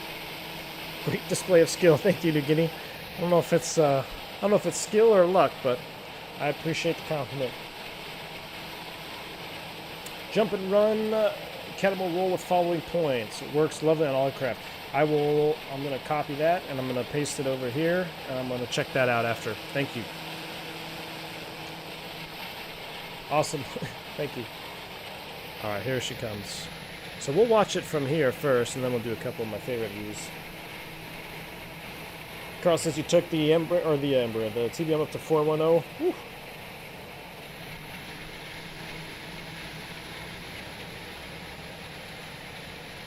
Oh, the Cheyenne. You took that up before when I was gonna say that. Cheyenne is just a freaking sweet plane. Settle her down. Hey, that wasn't bad. I think I land this plane better than I land the Airbus. It was a little wonky there coming over the runway, but we got her down. Oh, helps if you hit play.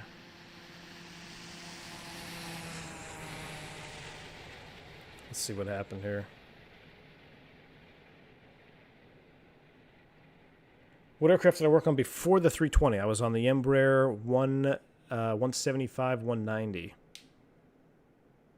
Ooh, that was a little bit of wind there. We got her down. Nice and smooth. That was kind of a weird...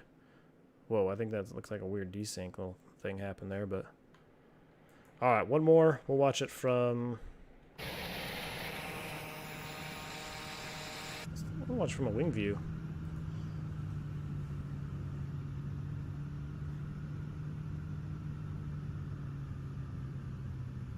And you have sounds in replay, unlike the Flight Factor. Alright guys, I hope you enjoyed that little flight in the TBM900. I'm going to throw up the Be Right Back screen. I'm going to refresh my drink, my beverage of choice. I'm going to load up the Flight Factor A320, and then we are going to be headed up to Charlotte. So I will see you guys in a minute.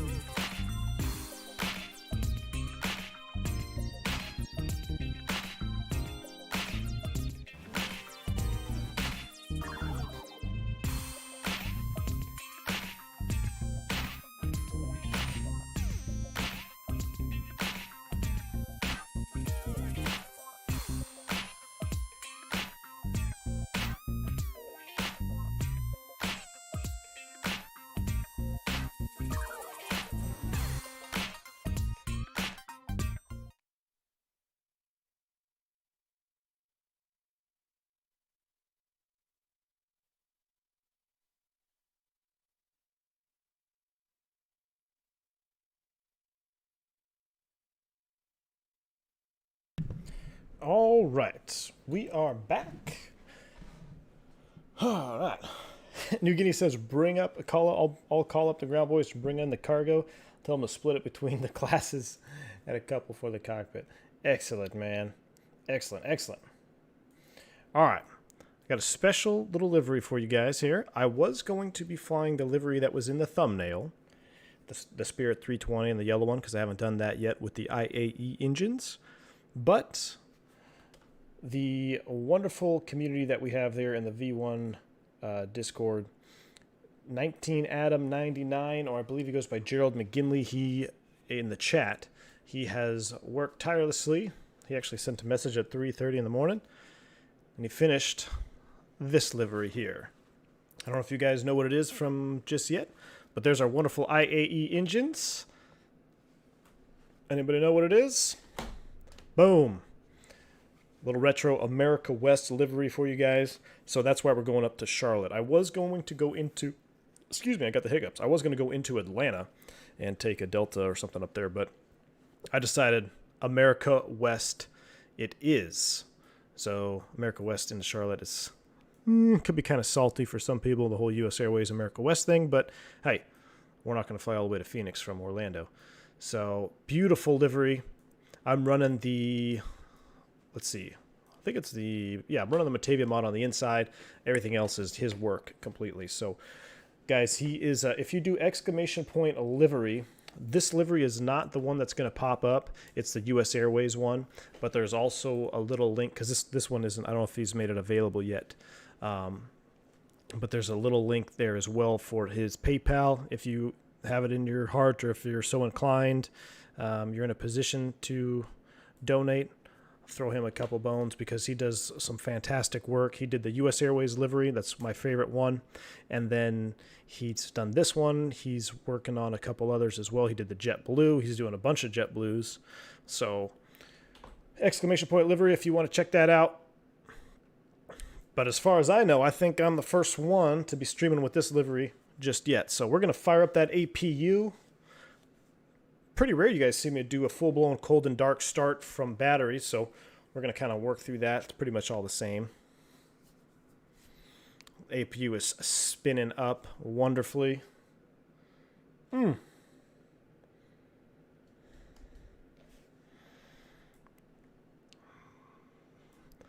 BSS, talk to me, baby. Man, it sounds good. It looks good. What a fantastic job. All right, we've got some power up here in the cockpit. Let's get the bleed on, cruise supply on. Let's start recording all of our naughty conversations. Get the 8 ears aligned. Everything else looks good in the overhead. We'll do our fire test. Oh, I already screwed up. We got to wait for this situation. While we wait, let's go ahead and we'll leave it unchalked right now. We'll go ahead and call the fuel truck over. Let's open the door. Let's call the cargo. We got to load up some beer. Hydraulic. Doors opening up.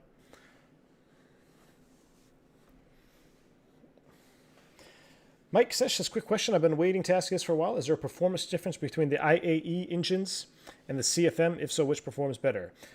Banana Player PL, thank you for the subscription, man. Glad you're enjoying the content.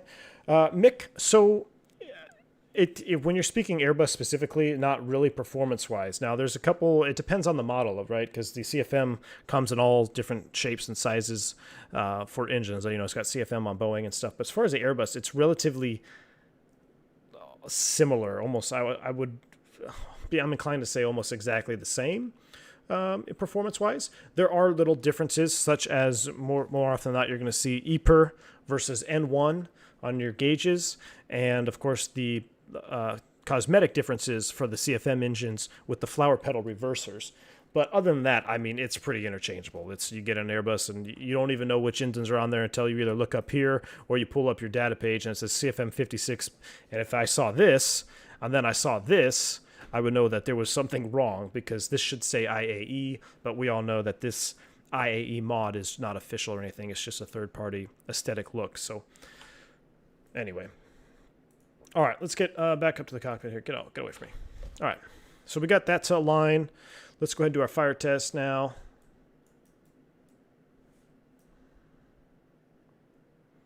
Got all our lights. Looks good.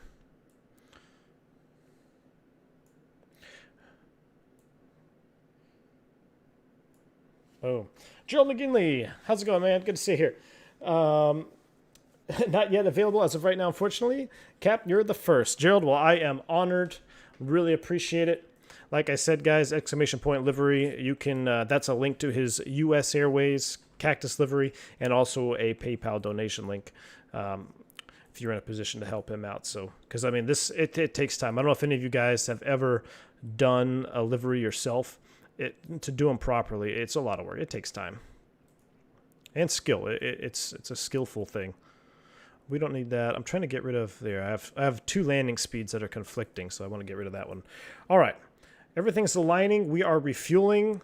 I have no idea the route of flight we're going to take, so let me pull up a quick route of flight here. KMCO, K Charlotte. Well, what do we got today? We'll initialize this while that's loading. We're going to be MCO. Power Gamer 2. Thank you for the subscription. Glad you enjoyed the content. KMCO to KCLT. We'll return that. Let's just pick a real-world flight that's happening right now. Let's got one that just left the gate. It was an American Airbus, 1842. So we're going to be America West, 1842. We're going cost index of 99. And let's see. Let's look at this flight information here. How's our flight? Flight plan looks good. I can handle that. And where is the routing? There we go. All right, they filed their flight plan at 30,000. Oh, that's low. It must be for rides. Must be rides. Bad rides. What is going on? Thank you. Iris and NIT will begin the alignment. Confirm. All right, we're going to depart. We know that the wind's blowing out of the south, so we're going to take runway 18. Is it 18? Right? Yeah, it's 18 right.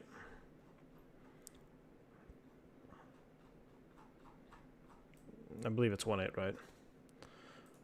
Oh no. Erase. 18 left.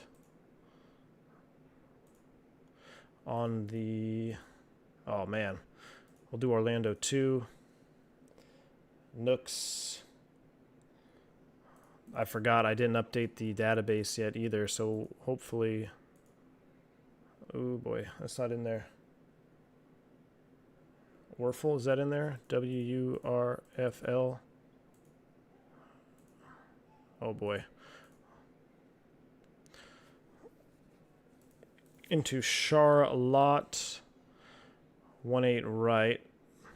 What arrivals do they have? So I forgot they have. This is the. Oh wait a second. I'm looking at. No wonder it doesn't work. I'm looking at Charlotte to. Charlotte to Orlando when I want to do Orlando to Charlotte. So scratch all of that. There we go. This looks better.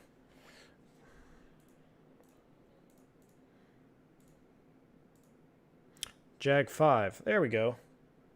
Now things are looking up. Jag 5. We'll insert that. I should pop this out. Plan mode. Basically a vector to Mateo. I wonder if that's in this database though. MATEO.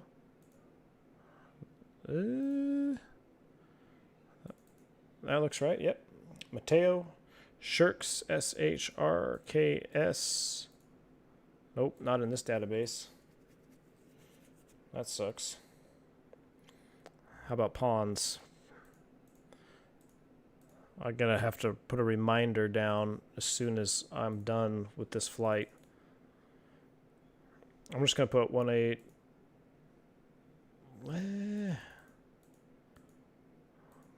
I don't know what the winds are doing. We'll just do 36 right. I'm just throwing in a random runway right now, guys. We'll fix that. Banker, pawns, insert. There we go. All right, now I can get rid of you, so I can see you. No sim sounds. No sim sounds. Oh my gosh. No sim sounds? Fixed. I'm so tired. I'm so sorry, man. You didn't hear the APU starting up. What a shame. Alright. Banker, that looks good. That route looks good. Alright, so we have sim sounds now, guys. I apologize. Wow. And of course I couldn't see the chat box because I was loading the flight plan. I apologize. We can go ahead and delete the disco there.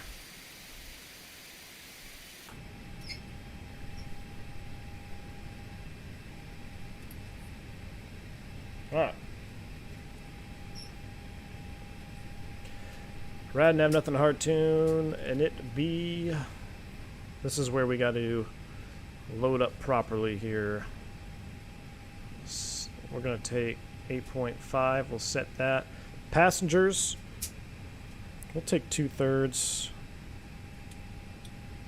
How about that? 114 peeps. As far as car goes, let's go ahead and reduce a little bit. Set that. What does it look like? That looks good to me.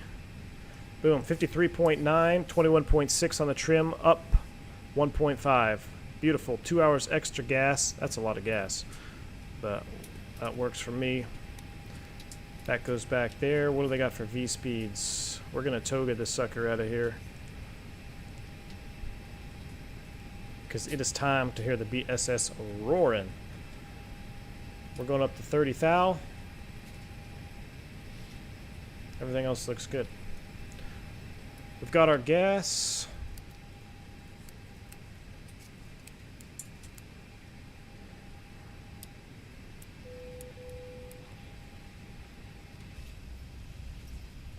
Beautiful. Carl says, "Be right back. Getting drink and checking on puppy. Wife got a new puppy Wednesday. Nice." What kind of dog did you guys get? Let's start removing the baggage loader. We've got the beer New Guinea. We are set. We can remove that, remove that, remove that. We are closed up.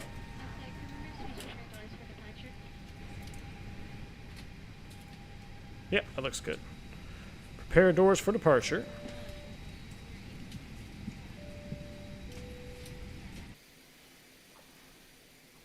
Typically, they just push us kind of straight back here, and it's a free-for-all. Cockpit, plan acknowledged. Call me through the menu when you are ready.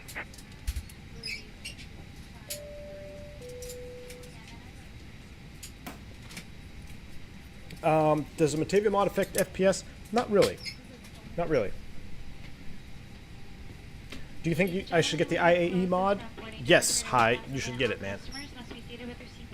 You should definitely get it. Please ensure your seat back is upright, tray table is up and locked. To all carrying items, are your complete Ground the cockpit, tow is driving up. As Haley's doing her safety brief for you guys, I'm pulling up my checklist. Thank you for easy access after takeoff. Thank you. Well, before we do that, we need to go beacon light on as well. Once again, we would like to welcome you aboard JetBlue Airways flight. My name is Haley, and it's my pleasure to be flying with Kiana up at the front of the cabin and Joseph over the wings. Our captain is Grace Knight. He's assisted by First Officer Leon Gray. That's not my name. Safety is our top priority, so Dimitri, good to have you back, my friend. while we demonstrate the safety features Thanks for hanging out with me there, guys. Getting this airplane set up, ready to go. located in your seat back pocket. Federal aviation regulations A little bit scattered there. I don't do too many of these double leggers, so and posted pockets. I gotta be a little bit hard for me to collect all my thoughts. I gotta prepare a little bit better for these two leg streams. All doors and hatches are closed. Ready to connect. Ready to connect. Hook it up. To the crew on all times. Your license is in a pouch under your seat. If instructed by the crew to open the pouch, remove the vest and pull it over your All right, let's run a quick before start. Made song tail number on board and check. Cockpit prep is complete. Gear pins and covers are removed. Signs, they are on and auto. ADIRS, we are nav. Fuel, 8 required, 8.4 on board. Altimeters, 3022. Set once, set twice, set 3 times. 3022 is set. Tow connected and bypass pin inserted. Release parking brake. Alright, brakes race, clear to push, straight back. Starting pushback. And you may start engine. Windows, doors, and slides are closed and armed. Beacon is on. Thrust levers idle. Parking brake is off. Transponder is not on, but I will change that right now. Who's my FO today? You guys are falling behind over here. That's FO's job right here. We're going to squawk 2020, baby.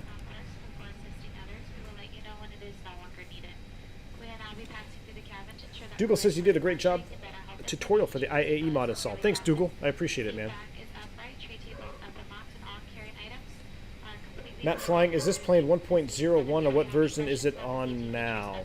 I haven't had an update, Matt Flying, so I think this is 1.0. I think was there an update after 1.0 came out? If there was, I don't think I've done it yet, so it would be the original 1.0 update. Sorry, Dimitri, I didn't update the route. I just kind of threw one in there. All of our planes have free high-speed Wi-Fi, so be sure to check out the feedback card for instructions on how to access our Wi-Fi network. And once again, thank you for choosing to fly with us this morning. We do hope you. There we go. Looking good. All right, let's go ahead and start engine 1. We have a bleed pressure starting 1.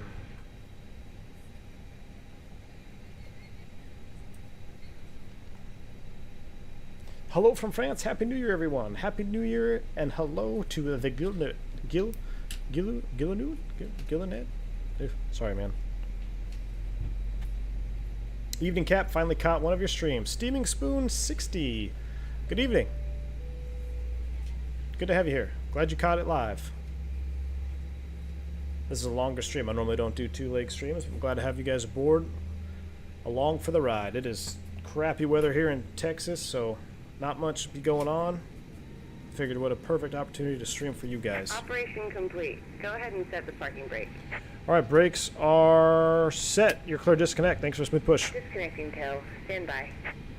We'll go ahead and fire up both engines. This airplane was sitting cold.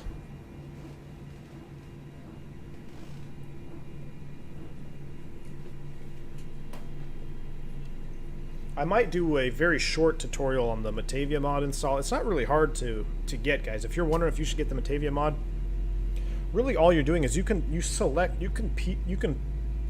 mix and match what parts of the mod that you want installed. Like if you just want, you know, the interior and the lights and you don't want the dirty wings, you can do that. And all you're doing is dragging and dropping folders or files into your aircraft folder. So it's not very complicated. Disconnecting hand signals there. I was pouring myself a drink. Sounds like we've got a good start on 2.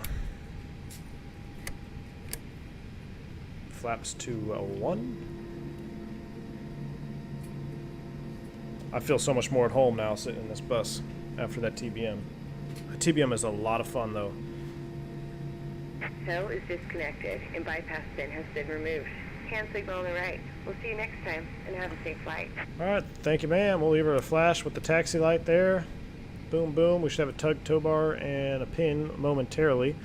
Engine 2 is started. APU bleed can come off. That can come off. Wait for the hand signal on the right. After start checklist. Engine anti-ice, that is off. Yellow electric pump off. Rudder trim 0. After start checklist complete. There's our pin, tug and tow. Well, there's no tow bar on that one. It's a Ferrari tug. We're going to 1-8 left. Brakes released.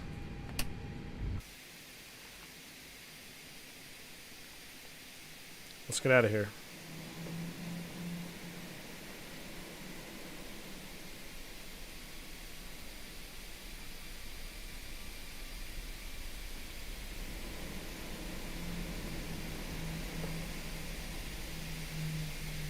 Whew. We'll make the left turn out here. I almost know this airport by heart. I've been in here so many times. But let me pull up a taxi diagram real quick. We're going to make 2 right turns and a left at 1-8 left. Yeah, we're coming out Echo 2. Yeah, taxi 1-8 left, Echo 2, Echo Bravo. We'll do it. New Guinea says beer is safely stowed in the cabin. Crew has been notified, ready to drink. New Guinea, absolutely, man. I just poured myself one. Echo 2, Echo, Bravo, 1-8 left. Gerald says, hey, Cap, are you having the strange bar over the L3 door? I haven't looked yet. I will check here in a moment. You're saying the L3? Really? I wonder if I can get back there in time without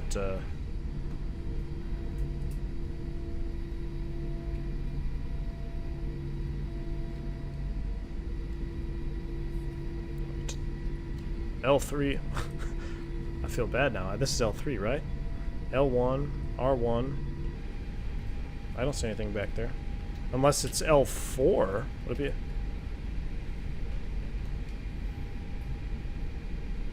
Oh, maybe over the window? Maybe I gotta look at the window.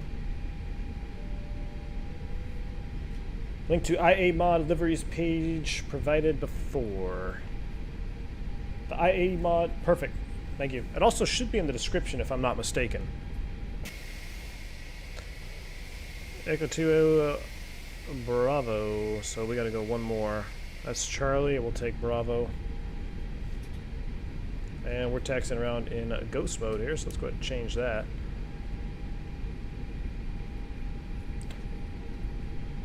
Oh, outside.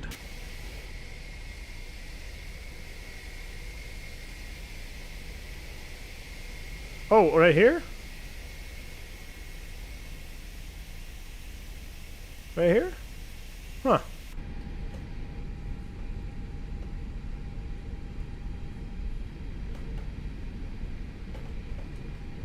Alright, on this taxiway, we'll go ahead and run through our checks.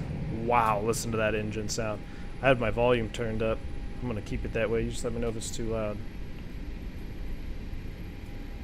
Alright, let's do a flight control check. Remember, we check each computer by itself, starting with the ELAX. Or full up, full down, neutral, full left, full right, neutral. Ailerons are drooped. Rudder.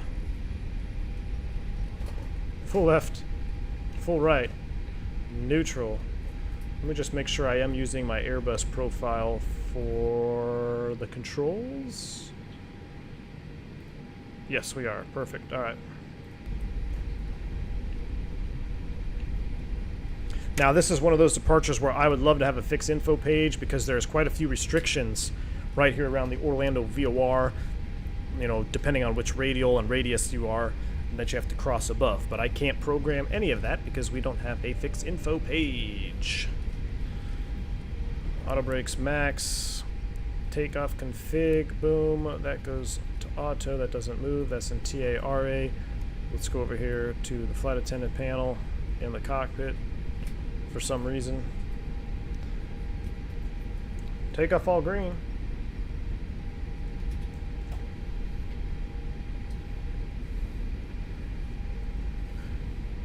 No HNY says Mr. V1 been slowly catching up after another foot op. Just loved that Freight Dog vid. Brought back happy days of times I used to sector from Oakland up to Eugene. Awesome, man. I hope you have a good recovery on your operation there, man. I'm glad you're enjoying the content. Glad you enjoyed that Freight Dog stuff. I know there's a couple guys that have been asking for a Chieftain, a piston stream. And to be honest with you, I almost used the PA31 on this stream tonight, but then I saw the TBM and I said, well, PT6 versus piston, so I went with the PT6. But I might do it again. I kind of like that format of just a short hop in the GA aircraft, and then we take an airliner somewhere. Matt Flying says, I'm thinking about buying the MFG Crosswind rudder pedals. Which ones do you have? I've been thinking about those MFG Crosswinds, Matt, for a very long time as well. I know people that have them, and they absolutely love them. They said they can't even go back. I'm running the ProFlight, is it? Yeah, the SigTech ProFlight pedals. But mine have been, I've moved a couple times, a couple of different houses, and the right, so first of all, the axis is broken on the going right, so it's pretty much, there's no spring tension there, it just kind of slides around. The right toe brake is broken on mine. No fault to SigTech, just abuse on my part. So they've lasted quite a long time, but they are falling apart as we speak. It's probably why I like flying the Airbus a lot, because I don't have to I don't have to use a lot of rudder input, and my rudders are on their way out. Maybe 2020 will bring some new stuff. I was going to get, I know Carl was asking earlier, am I going to get the that MFG, or no, the F14 grip for DCS? And I was just about to, man. And then I'm a heavy tournament fisherman, so I do a lot of tournament fishing here in Texas, and I had some work that needed to be done on my boat, so I decided against the toys and went with the other toy. Dimitri says, I think only the mod and installation video for it is in the description. Oh, okay. Thanks, Dimitri. I appreciate you being Johnny on the spot with those links, man. You're a big help. Thank you. New Guinea says, more piston. The two-legger format with GA and airliner is mighty fine. Awesome. Well, I'm glad you guys enjoy it. I might do it. I'll have to refine it. Like I said, I was kind of scatterbrained before the stream started, and I didn't have anything together. Normally, guys, when any streamer, I mean, they don't just hop online and go. I mean, it takes a while to set up a stream. So always remember that when you're watching content creators, man. They put time into streaming as well, because you got to make sure everything's set up. You got to make sure you have all your charts out, all your flight plans and stuff. So Dougal says, I'm using 12-year-old CH pedals. They have been used about every day and still going. Dougal, that's awesome, man. I've heard a lot of guys really like their CH stuff, and the CH stuff has been around since I was in flight training, really. I mean, the CH products have been around for a very long time. I've never owned any, so I can't speak to it, but everyone that uses them, they really love them. So that's good. You got a nice quality set there. All right, we'll hold short here, the runway. Oop, I did a little southwest stop right there. All right, let's run through this checklist. Before takeoff checklist. Gross weight comparison, that is complete. 62.3 is checked. Pitch trim. We needed to go up a little bit, right? It was like 1 point something. 1.5 up, that's pretty standard.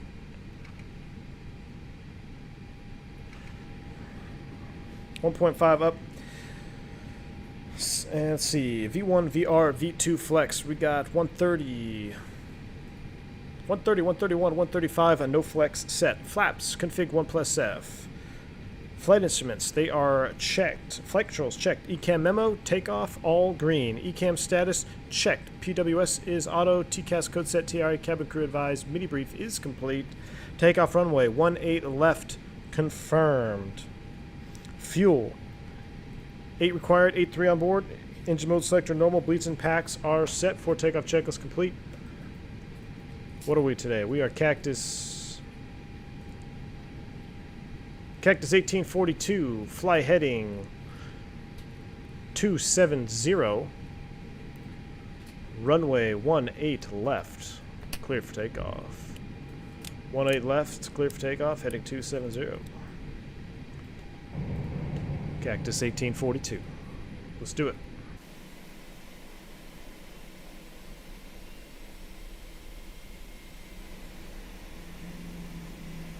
ACE, oceanic clearance is not required for JFK to Mexico. Unless you cut across the Gulf, and even then it's not oceanic. Oceanic, by definition, is Atlantic. Oceanic is when you start going eastbound out of JFK.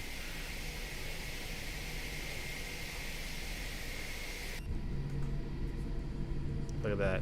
That used to be my favorite image as a kid on airplanes. Like right when the airplane pulled onto the runway and you see all the threshold markings there. I loved it. Still love it. Let's spool them up 50. We're going full toga, folks. Nose forward on the stick. Oh, wait. There we go.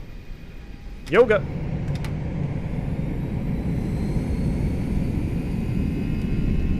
Oh, I might have to turn that down. 8 knots. Thrust set. Neutral by 100. V1. Rotate. Positive rate. Gear up.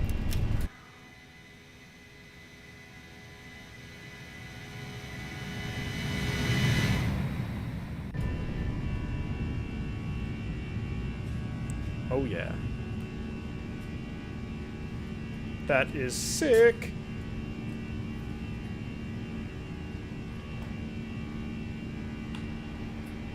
$400 feet, we can start the turn.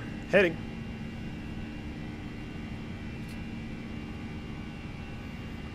Go ahead and reduce that pitch a little bit. There's a positive trend. We can come right back to climb. Thrust climb Open climb, auto thrust. I don't know why my flight director's not coming over. Flap 0.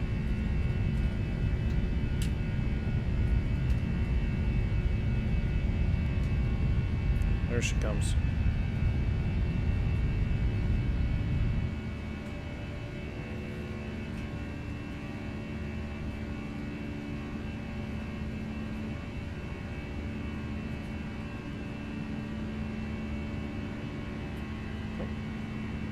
Pulled out a little bit early.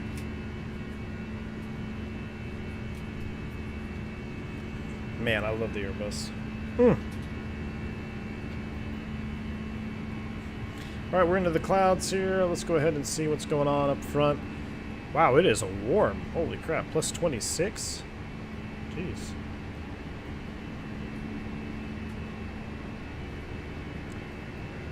Continue right turn 320.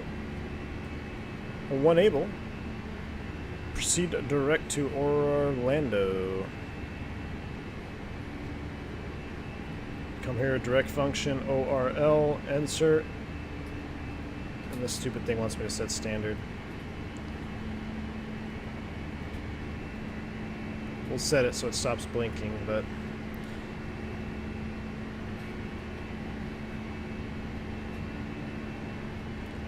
in the turn.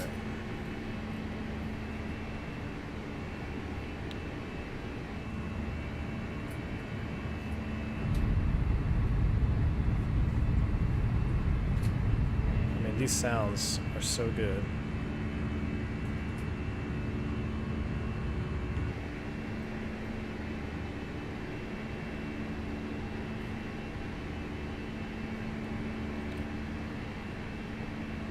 There's 8. You know, it's pretty rare to actually get Orlando, so let's go ahead and set. Let's go direct Mateo. Boom. Oh, now we gotta roll out the other way.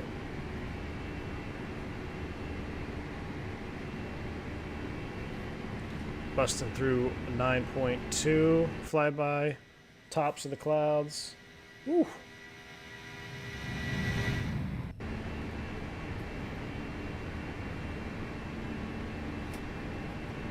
Alright, we're getting ready to go through 10,000. Let's kill them. Those should have been off a long time ago. Those are coming off. That's off. Yes, sir. Yes, sir. We're getting out of here.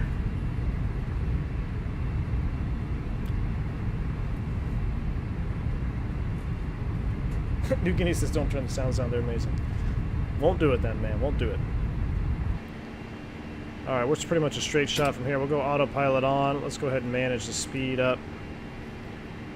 So, I've said this before, and I'll show you guys what I'm talking about here again. So, in the flight factor, at cost index 99, which is what I have programmed in the box, it wants to climb out at 336, which is essentially just below redline or VNE. So, it doesn't, and while I've had 99 cost index climb outs, I don't feel like I get the same climb rate out with the flight factor. So I don't know if it's a flight model thing or if it's just something with the speed.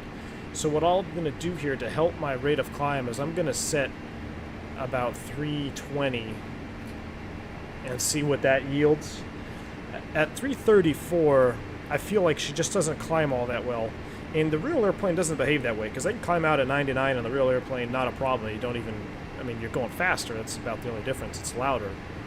But for some reason, the flight factor, I feel like it takes forever to climb when you're sitting at cost index 99. So I'm going to select manual speed there for now at 320 knots. After takeoff checklist, gear is up, flaps retracted, bleeds and packs are set. Let's go ahead and it's a little bit warm down there, so we'll cool the cabin down just a wee bit. Jeremy Harvey says a Biscoff and a ginger ale coming right up. Let me just get that for you. There you go. I'll have that sent back to you momentarily. We're all family here. We don't need cockpit doors where we're flying. I've got all my beers right here from New Guinea stowed in. Let's see. Does this work? I don't remember. Ah, it does. That's cool. Well, oxygen mask test.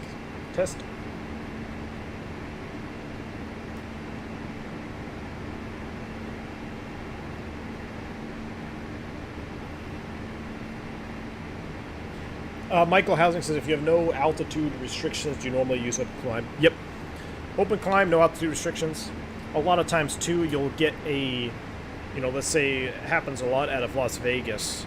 You're on a VNAV SID, right, and you have a bunch of restrictions. So you're climbing via, but then it's not uncommon to get a climb and maintain 240 or whatever it may be. And whenever you get that climb and maintain, that means open climb, no restrictions are required.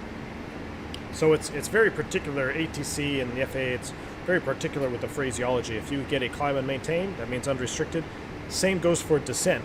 If you're on a VNAV descent on a standard terminal arrival route on a star, I think I said SID on the other one, but star, if you're coming down now, if they say descend and maintain 10,000, you could, in theory, just go open descent straight down to 10. You don't have to obey your constraints. But if they just say descend via or climb via, that means via the SID or star that you're flying. So you have to maintain those or meet those altitude restrictions.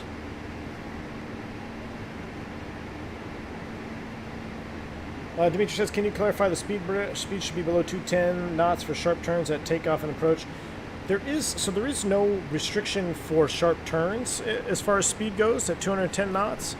Now, there are speed restrictions depending on the airspace you're in. Like if you're below a Class Bravo airspace, or if you're below or within 4 nautical miles or 5 nautical miles of an airport of Bravo or whatever, it's got to be certain speeds. But that comes up very rare.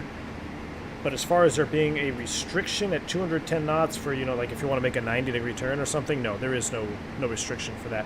Now, there is a departure procedure that I can think of right off the top of my head for LaGuardia, and it says must maintain 210 knots until reaching heading 040. And the reason they have that restriction is because they want you turning and getting in the direction away from the city before you start accelerating and making a bunch of noise. So if you were to make that turn at 250 knots, your radius of turn is going to be significantly larger than it would at 210 knots. So there are some departure procedures that require a speed restriction. But as far as the airplane goes, no, there is no restriction for sharp turns. Felix Fellhouse 334, a bomb. He says, great content you are doing. Could you show us your video settings maybe, and what do you think about the A330 in real life? Greetings from Germany. Felix, thank you so much for your donation, man, and support of the channel. Glad you're enjoying the content. As far as video settings, absolutely. Let me pull those up real quick. If anybody wants to see video settings, let me pull it up right now so you can see as far as graphics. So for streaming, this is what I run for streaming. Boom, boom, boom. You can pause it and take a look at it if you want. Without streaming OBS, I could bump these up quite a bit, and I can also bump up number of world objects, but my graphics card's pretty weak. But OBS takes a lot of performance out of the computer, so that's what I run for streaming. I haven't been doing a lot of flying not streaming lately, so I've pretty much kept those settings for a while now.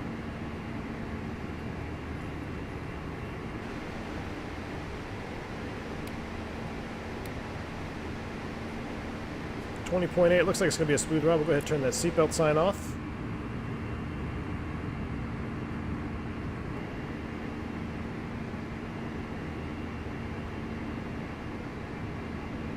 Man, I love the Matavia mod. Let me zoom this puppy out here so it's not super loud. Let's enjoy this America West livery. I just need to stare at the outside of this airplane a little bit. I remember when America West first changed over to this from the old blue and white.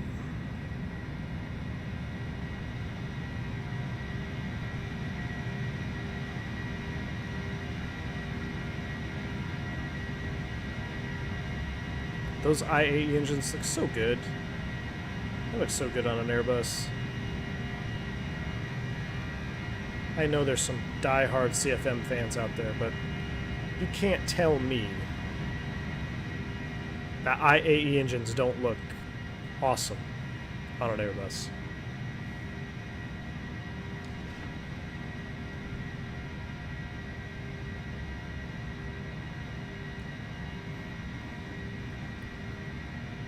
New Guinea says, ladies and gentlemen, on behalf of V1 Airways, the New Guinea campaign is catering this flight. On the menu, South Pacific beer with black boki sandwiches. That's awesome, man. Absolutely.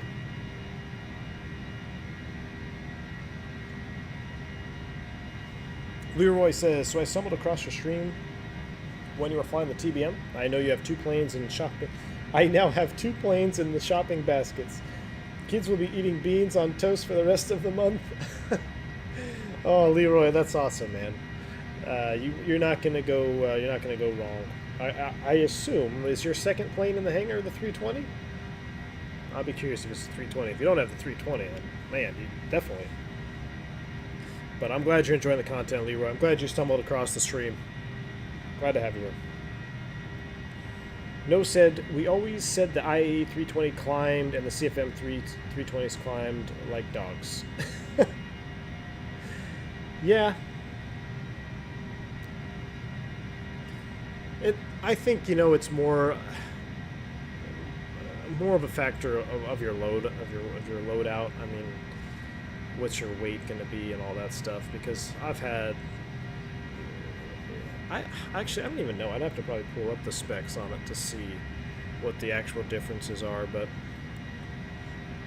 I mean, in any heavy loaded Airbus, you're going to be climbing like a dog, regardless of IAE or CFM. Dimitri says, have you ever used a rudder input while on approach? I'm thinking visual circling approach and whatnot. So, believe it or not, Dimitri, not really, no, because well, I don't want to say no, but most of the time, not really, because if you're staying within that 33 degrees angle of bank, your rudder is going to be automatically coordinated. So you don't need to be stepping on that rudder. Now, if you're deflecting, if you're demanding a very sharp turn, you might see that slip skid indicator slide out on you. And yeah, you go ahead and get some rudder in there, but it's nowhere like flying a piston engine or a GA aircraft.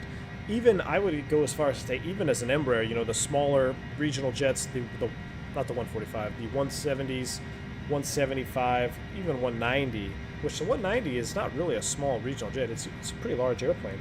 But there is no fly-by-wire for the rudder, so you are using that rudder significantly more than you are on the Airbus. The most input that you're going to use on the rudder is going to be right there in the flare when you're coming down on a crosswind.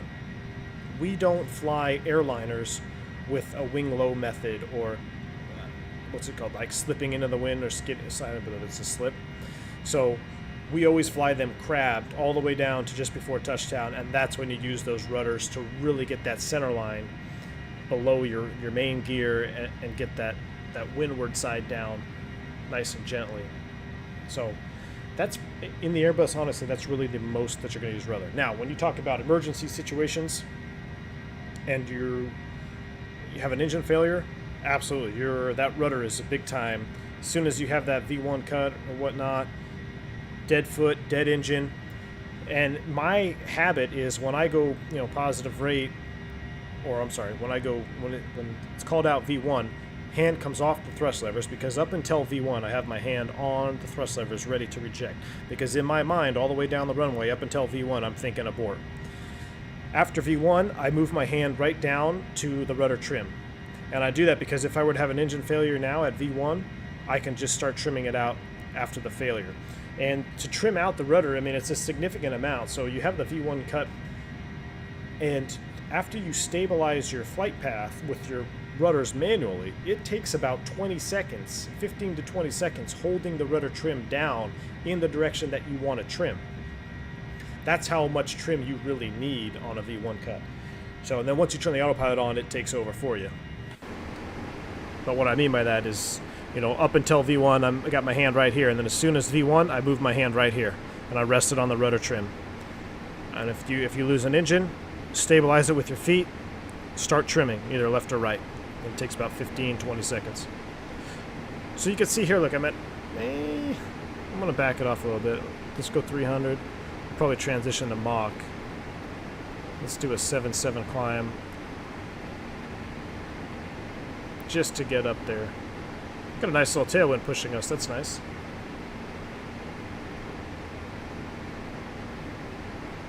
Michael says the IXEG has a nice America West livery also. Absolutely. I love the IXEG. I was watching some of Xp11 stream the other night, and he was seeing the IXEG. I love that airplane, man. That 7.3 is fantastic. Alright, we'll go manage speed now that we are leveling off. Cost index 99. Now we're looking about 200 miles or so until our descent. How's our fuel? 5.0. We got tons of extra gas. We'll come down here. We'll do our full-blown systems check. Once we level off and cruise, we'll go ahead and put this into all. I just want to clear these out. There we go. Alright, so once you're in level flight, make sure you do your systems check. So come right down here and just start going through the status pages. Engine, oil quartz, everything looks good. Vibes are good. Vibes are high on this airplane. Pretty rare to see them over 1.0 values. Most of the time it's just 0 point something. Here's our bleed page. I pointed this out since this friggin' airplane was released. This is incorrect. This high pressure bleed valve should be closed. If this high pressure bleed valve is open with this thrust setting, you have a problem and it's a maintenance write-up and you have to manually adjust the crossfeed valve and things like that. So this is incorrect. It's been that way since it's been released. Landing feet 736. Perfect. This is normal. Inlet outlet valves, everything's closed. Perfect. Electrical page looks good. Hydraulics. This is a pretty good one here. In real life, they kind of got it simulated here. The green system here, just a little bit lower than normal. It's not uncommon to see this green system below this bracket here in the cruise. You know, the gear is up, less pressure on the system, or most pressure. So it's not uncommon to see this below the bracket in flight. But on the ground, absolutely, everything has to be within limits. But that looks good. Our fuel, 2650, 2690, burning at a 60 kilos in the center tank still. That looks good. APU page, everything is off. 23, 23, 23, everything looks good there. Can I see? Oh, I was going to see if I could see the knobs, but nope. Temperatures look good across the board. Door oxygen page, this is normal. The cockpit oxygen right here, 1690 psi.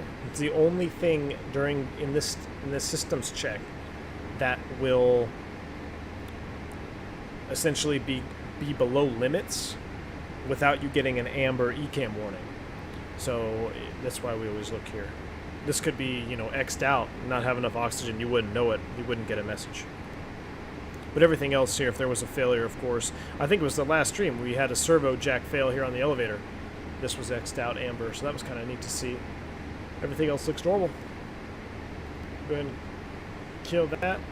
300 miles out. Then we can start prepping for a descent here in about 50 miles. Let's do a flyby.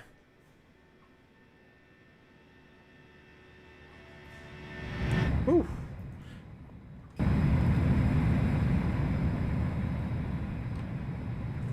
Alright, let's get back to it. The electioner says, hey Cap, could you tell us about head position in sim versus real life? Seems that the sim head position is low with displays at eye level, but real life higher and glancing down at the displays. Yeah, somebody asked that in the Discord too. And Phantom 320, he's a former Airbus operator as well, and he actually had a good picture of it. But yeah, in real life, you are looking down. It depends on where you set your seat, but essentially, if you have it proper, you are going to be looking down slightly as opposed to way back and down in the seat. Jeremy Harvey says, since this is America WestJet, you should plan with CRTs and the EIS-1. You're absolutely right, man. I should be on the toll list because that's kind of a hybrid EIS-1 system there. Steve McKenzie says, hey, do you want anything I should change about the IAEs? Any... Oh, Steve McKenzie, you are the IAE creator, correct? Man, glad to have you here.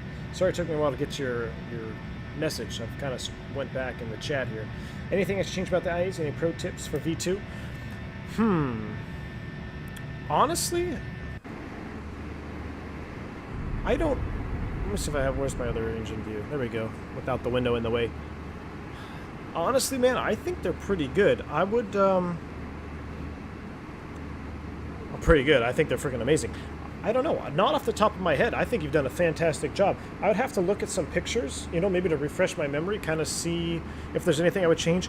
Maybe off the top of my head, I know this one has a real nice, I think you have like a blue inner... I don't even know what you would call that there on the inside. When you can't really see it now, but when the engines are off, you can see that blue strip in there. I personally like that, but on a lot of the planes, I don't really see that as much. But that could just be an operator thing. Depends on which airline you fly for. But honestly, man, off the top of my head, no, I think you've done a fantastic job. And your work on the spinner is fantastic. It is one of the best spinners I've ever seen modeled in X-Plane. And if you look at some of the other airplanes out there, their spinners just aren't really detailed and they don't look sharp. Yours looks fantastically sharp. I mean, that looks great. So no, man, I think you've done a fantastic job. If I see something, I'll give you a holler, but I'm impressed every time I look at these engines. I really am. I think you did a great job. Gerald says, hey, Vion, what's the one livery that's not available for the 320 that you really want to see? Well, Gerald, I kind of sent you that old school America West one, the light blue, the baby blue. That's one that I haven't seen anyone have on the 320 yet. But let me think about it, Joe. Let me think about it. Dougal says, I remember a pilot once talking about rudder input on the old Kitech approach. I could imagine Kitech might have some funky things to it. Oh, Felix, I'm sorry. I forgot about your A330. What do I feel about it? I know you asked me that. I'm sorry, man. Do you ever thought about training for it? Honestly, not really. And that's mostly because, I enjoy my schedule right now. So if I were to do A330 stuff, that would require a lot of time away from home. And I've got a young family right now, so I really enjoy where I'm at personally. But as far as the airplane goes, I love the looks of the 330. And to be honest, even the 330 that we have in X-Plane, the jar design, I mean, it looks awesome exterior-wise. Too bad the systems aren't 100% up to snuff. But as far as the airplane goes, I think the 330 is a fantastic bird. I actually had a 330 jump seater on my jump seat going into Orlando, believe it or not, from Philly over New Year's, and we were talking about the differences. Like, it's the same exact thing. He actually went from the 330 back to the 320 he's about to retire, so kind of the same deal. He wanted to have more quality of life stuff there towards the end of his career. But he said it's flies just like the 320. It's a lot of similarities, a lot of same systems. So I've never flown one, but I do think they're great.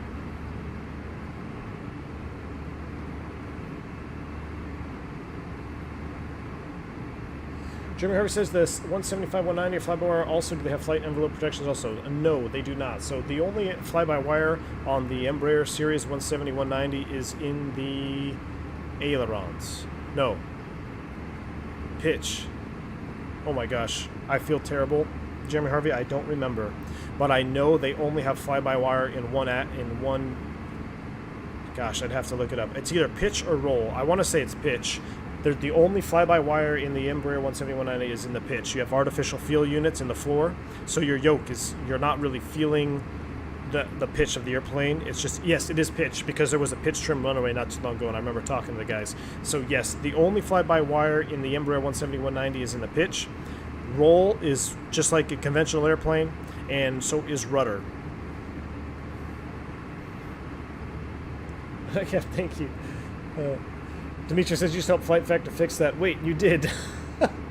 Yeah, I tried to help them fix their high pressure stuff, and they just went ahead and said I was not credible, and I don't know what I'm talking about. But hey, that's their problem now, not mine.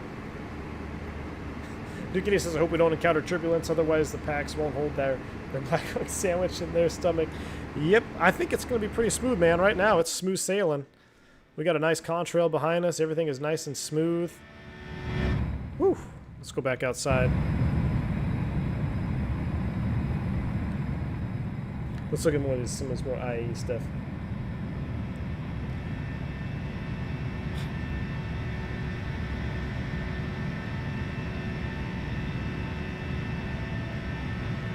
Trying to zoom out so it's not super long, but super loud, and then zoom back in.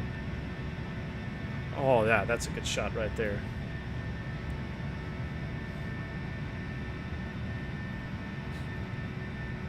Half Geek says, I see juggling XP and V1.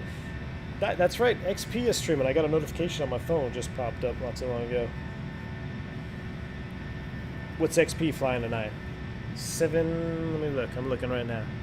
767. Very nice. Very nice. You know what I'm gonna do? Don't tell him if you're watching this stream right now. Don't tell him. But I'm going to one of these days. I'm gonna get on Vatson when he's streaming, and then I'm just gonna start talking to him, see if he recognizes me. He probably won't. But he cut somebody off in one of his streams recently. I'm thinking maybe I'll fly to the same airport and just kind of cut inside of him. Nah, Xp11 is a great guy, man. If you're into X-Plane streaming content, give him a holler. Check out his stream as well. He's got some great stuff. He was actually a flight attendant back in the day on 747 and some other awesome stuff. So he makes some really good content out there.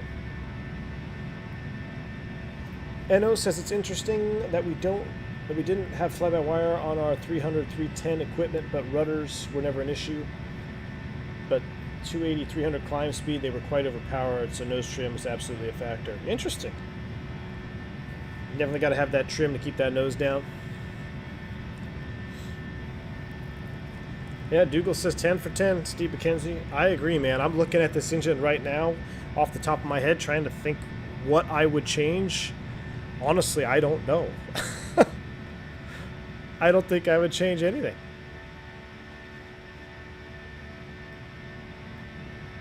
Oh, Dimitri has the see-through effect a little bit?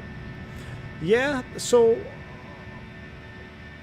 on the well, see, I only notice it flying. So I really don't know what it would look like in real life at full speed actually like this. I don't know if it is as transparent. I know you can see through. Can you see through the IAE engine? I know the Neo. This to me kind of reminds me a little bit of a Neo because you can stand in front of a Neo and look right through and have a conversation with the guy standing on the backside of the engine. There's so much bypass there and such a small hot section. And the CFM, that would be a little bit more difficult, but you can still see through. I'm sorry, CFM, IAE. You can still see through the IAEs. Maybe not to that extent. Maybe a little smaller though. I mean, if you had to change something, maybe, but. Over here to the shaded side.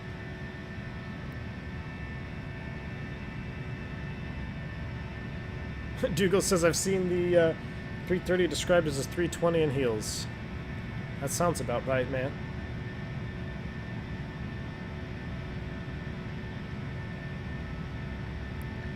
Michael says, I've flown a 320 from Boston to the SFO. Ouch! Was that on Virgin? Virgin America? Or I guess it's not a Virgin, it'd be Alaska now. They used to do a lot of those. Yeah, they used to run a lot of transcons. Do you ever do coast to coast? Yes, I sure do. Matter of fact, my first ever flight in the Airbus family was a 319 from Miami to LA. And it was a 220 knot headwind for a majority of the flight. We blocked over 6.5 hours of flight time. We almost took, I think we took full tanks. I can't remember now. It was pretty darn close to full tanks. All I remember is we're coming in to LAX. It was a red eye, so you left Miami around close to midnight. I think we were a little bit delayed or something was going on. So we left close to midnight, and you ended up landing around midnight, but it's because you had the 6 hours en route. I just remember coming into LAX thinking, wow, I am so tired right now. I'm so fatigued. I'm really glad the other guy's flying. But yeah, I do some coast-to-coast flying. If I see that, I try not to bid for it just because after, 3 hours in an Airbus cockpit, that's a long time. I try not to bid for flights longer than that. But that's just because my seniority allows me to do that. Sometimes you really don't have a choice.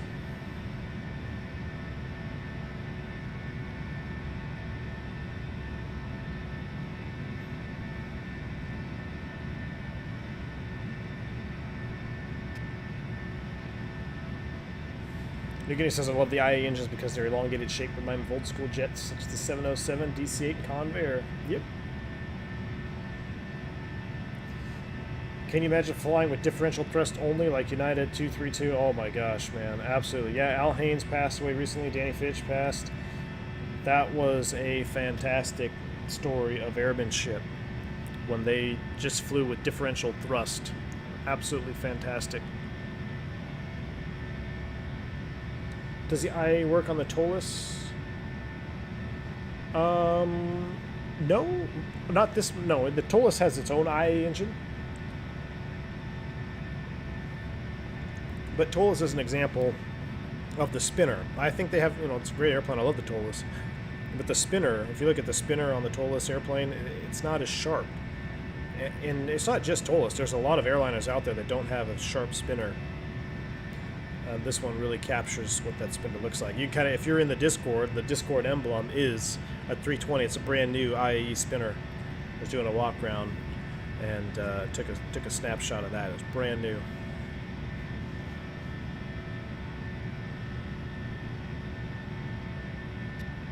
Yep, it was Virgin, Michael. Yeah, that's right.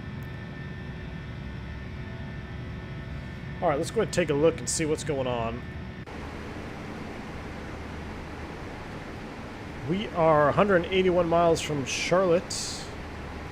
We should probably start checking out some stuff here. Let's open up our browser. Let's go to airnav.com and start prepping for a descent.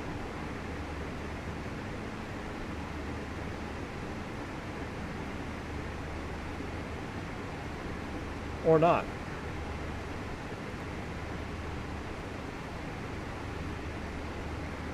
There we go. Airports, U.S. state, Charlotte.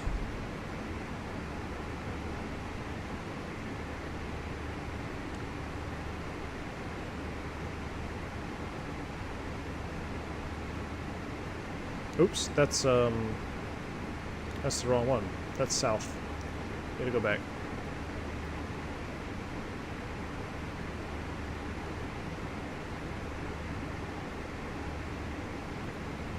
There we go. North Carolina. Let's go ahead and start setting up for this approach here. Let's look at the taxi diagram first. I have to pull it up here, see where we're going to be coming into. It looks to me 3618. So we know the wind's blowing out of the south, so we're going to land on a 18 right, most likely. What do I have in the box? I have 36, right? Yeah, we're probably not going to do that.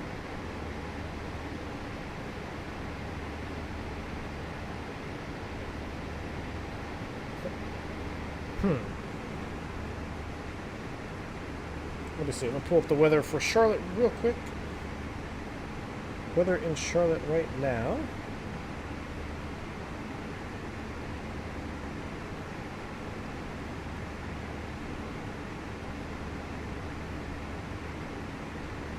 .350 at 5. Oh, so just blowing out of the north. So we can land northbound.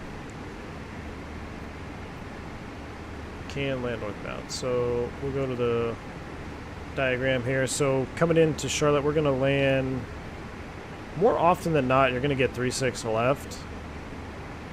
They do use 36 center mostly for departures, but for saving taxi time, let's land on 36 right, which we already have in the box. So that's good. We'll land on 36 right, just for sake of time savings. So 36 right approach. ILS 36 right. There we go. We'll pull up plan mode, zoom in, constraint modes are on. Let's brief and set up here. Coming down Ponzi, there's our arrival, starts beginning there. Banker, depth, 250, contours, 11. Yada yada. So bottoms out at lengths, 9,000 feet, 290 knots.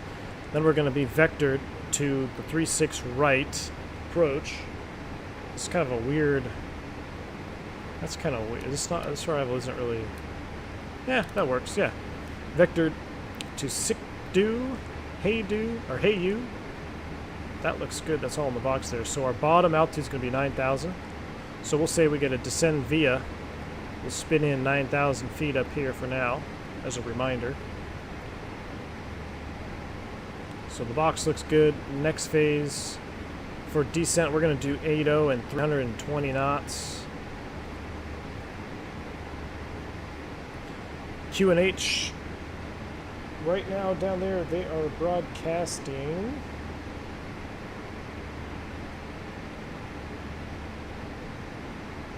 .3044. Wow.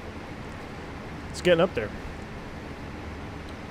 3044. Temperature of 13. Nice. Winds are light, 350 at 5. Should be a beautiful evening into Charlotte tonight. The MDA for the approach, we'll take a look at that over here on our chart. Zoom in. Straight in ILS 36 right is 927 on the MDA. Put that in 927, put that in the MDA slot.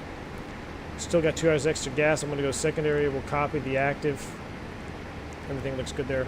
For progress, let's put CLT 36 right. 40 miles, 44 miles to top the descent.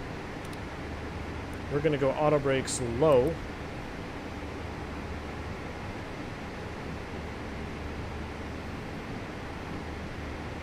Flaps full. Everything looks good. All right, so you guys are ready for an approach briefing.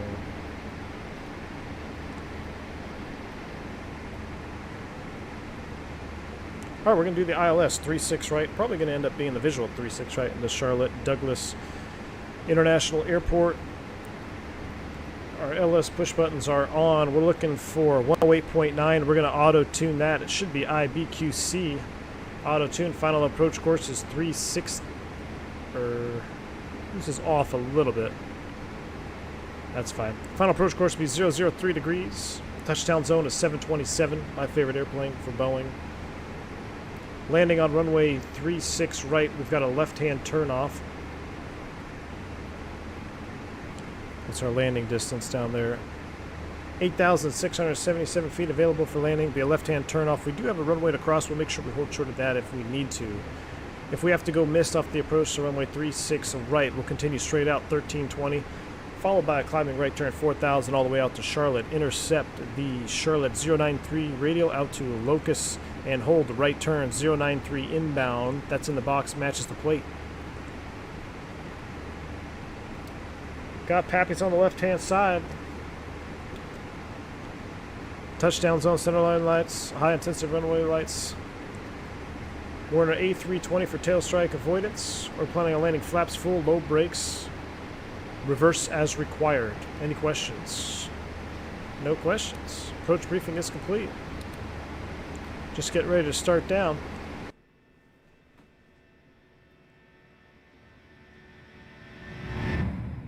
Whew.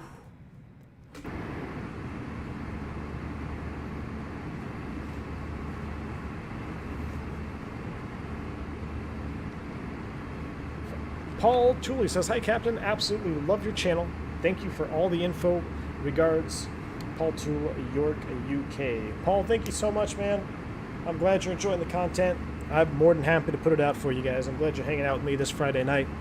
I said a little bit earlier, I mean, the weather is just not good and here in Texas, so I figured, well, I bet you the V1 community want to hang out and do some streaming. So glad you guys are here enjoying the content. Redox 1337, how's it going? Jeremy Harvey, why do airplanes that have lost their hydraulics go into a Fugoid cycle? Lost their into a Fugoid. I'm not sure what that means, man. That's outside my database. New Guinea says, I'm sure you've been asked this question many times. What do pilots do during cruise? In sim, it's the most important part. There are other procedures and checks to do, Airbus or other. Yeah, you're always, I mean, you're checking systems. It is, I mean, I'm not going to sugarcoat it. It is probably the most boring part of flight. We call it the fat, dumb, and happy phase.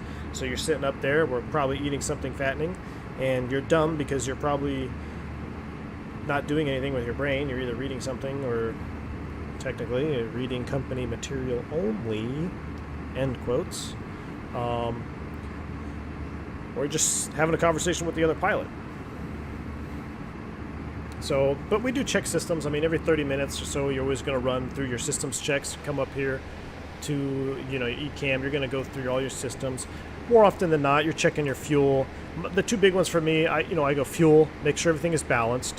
2130, 2170, it's not a problem. Hydraulics, make sure hydraulics aren't leaking. There was a crew not too long ago that they discovered a hydraulic leak before the ECAM actually chipped off because they noticed that the blue system kept dripping, getting lower and lower, so they were able to make a decision and divert before it got to a critical point. So yeah, you're checking your fuel, flight controls, things like that. Now, on long flights over 3 hours, you're required to score fuel every 30 minutes as well. Make sure that there is no fuel leak developing or anything like that. Or, you know, go use the lav, call up the flight attendant, say, hey, I need to go run out, use the lav. So Yes, let's go ahead and do that. Yes, sir, I need to use the lav. Come on out here, hop in here. No toilet yet. I'm still waiting for someone to model the toilet. Come out here, talk to the flight attendants, get some snacks, look at their flight attendant panel, mess with their settings, and then go back in the cockpit. Or you could take the walk of shame and go use the aft lavatory. But you're probably not going to do that unless you have to. Whole cabin tour here. Exit row looks good. I hope all you guys are behaving back here.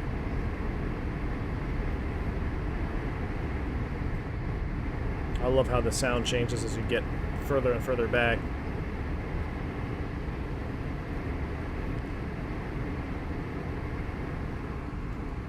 Pretty much all she wrote for the cabin tour. They've got some nice placards and stuff though. Do not open door if red warning light is flashing. That means the cabin is pressurized. Yep. Little triangle that sits in here. It'd be pretty hard to open the door anyway with the pressurized. Hey, let's see. Is this German? Russian? No, it's not Russian. One of you guys might know what that means. Closed door immediately when not in use.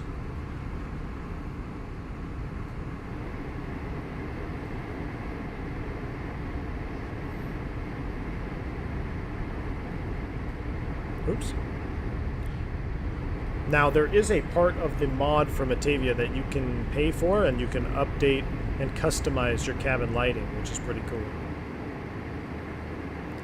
So, I knew New Guinea's up here, getting crunk, all the beer, all my mods are up here. V1 members. And back into the cockpit, we should probably pay attention to what's going on. Decelerate, yeah, we've missed our top of descent, nice. We'll push for descent, thrust idle, descent. Here we go. What's our first fix? Out or above 24, 270 knots, yeah, we're gonna blow through that one.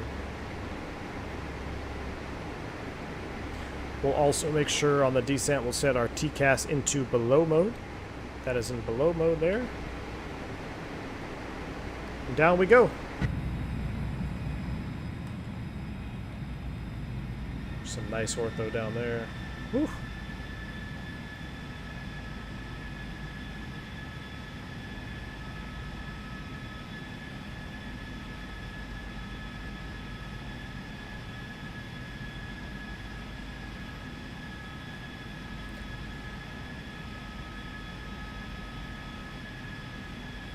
Fugoid cycles when the airplane just goes up and down uncontrollably with a constant AOA. Yeah. Like a sine wave. I gotcha. That rings a bell now. Why do they go into that phase after they lose hydraulics? I don't know why. I would imagine it has something to do with the inability to change the angle of attack because you cannot move the flight control surface. So if you can't move the flight control surface, especially the elevator in particular, how are you going to change your AOA other than speed, right? So that's why they kind of go into that up and down, because if everything freezes on the airplane, like no other flight control movement, you're going to be in level flight at a certain speed. As you speed up, that AOA is now too small, so it's going to climb. It's going to want a higher AOA. And if you can't trim down, you're going to start climbing. If you slow down, that AOA is getting too large. So how does the airplane react? How does it make it a smaller AOA? It has to nose down. So that's kind of why if you're stuck at a constant AOA, you can't manipulate the flight controls. You're going to start going up and down.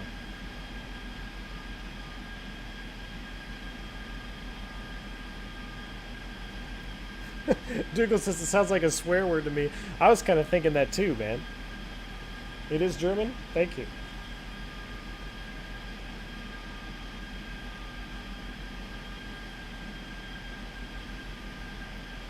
Dutch? German. You can turn the cabin lighting on through the tablets. Really? This tablet's going to be a little bit buggered because I was on the browser. So let's go over here. Flight attendant panel. What do we got?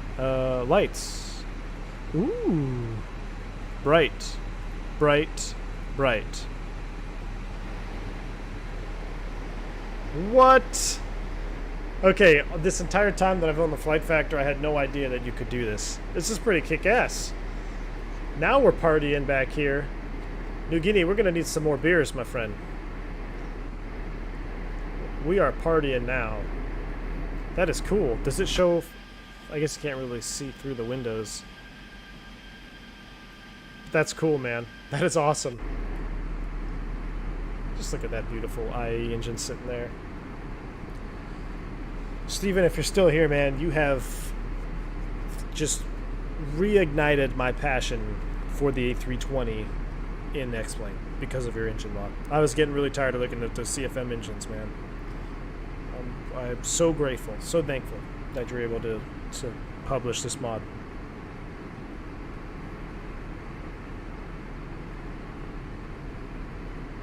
Afflicted Sim, is the IA mod only visual? Yes. Also, I love your channel. Thank you so much, man. Appreciate it. Great support to the flight simming community for a real Airbus pilot. I'm personally applying for EasyJet. Nice. The next year. That's awesome, man. Well, congratulations. I wish you best of luck. And I hope you get on with EasyJet and start flying the Airbus. If you do, man, get back on X-Plane. And maybe one day, or maybe BFS 2020 by then, we can do a shared flight at some point. Pilot Man says, just tell ATC enable first crossing restriction. Or do you want the speed or altitude first? Yeah, altitude first.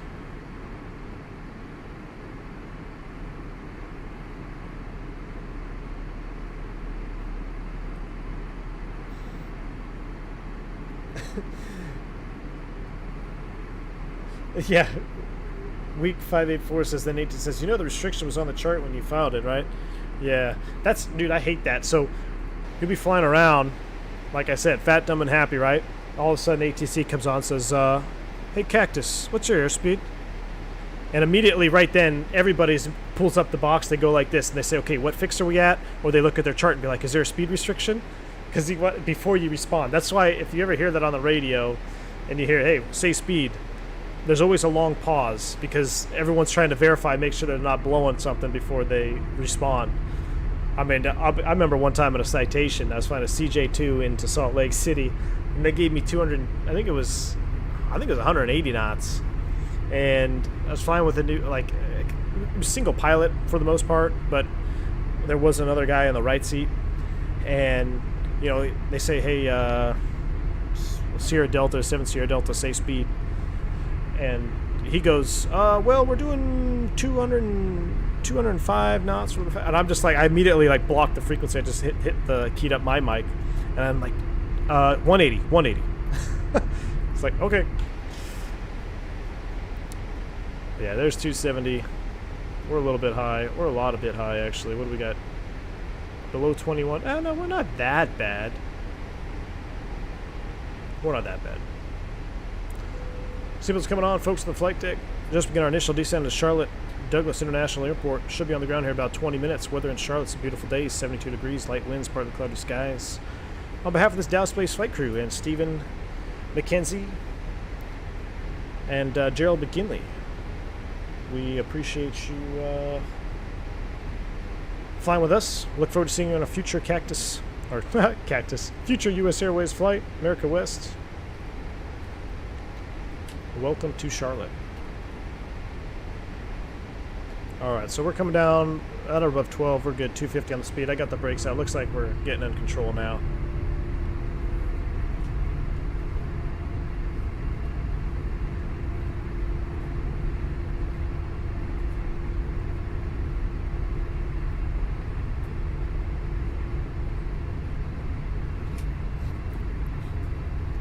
Nick says, no problem, I'll call him up and maintain first thing in the morning. Excellent. Steve says, glad to hear. Makes it worth it. Absolutely, man. Thank you. Maybe we'll make an Airbus one day. Maybe, man. Dude, that would be sweet. FS2020 around the corner, too. Never know. Dimitri says, if you want to wait until you buy the lights kit from Batavia, you can manipulate the cabin. Oh, my gosh. You can manipulate them? So what do you mean? So according to this panel here, it looks like I can... So let's dim everything. I'll dim the middle. So did that make a change? Oh, that's cool. Yeah, so it's a little bit more dim. So with the light kit, Dimitri, do you mean you can change the colors? That's kind of what my understanding is, but just kind of reading the Discord briefly. You can change all of it? Is that what you mean? Because that would be, I don't know. I might spend a couple bucks just for that. Look at the reflection on the beacon light there. I love seeing that too. I get so excited flying Airbus, man. Something's wrong with me.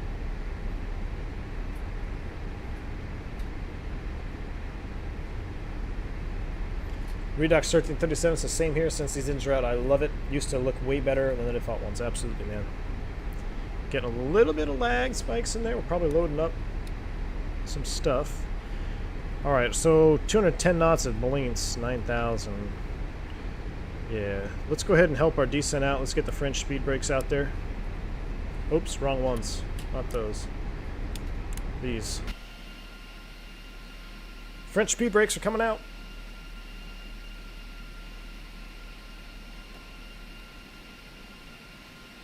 Ooh, baby. Reflection off that airplane. Are you serious right now? That looks amazing.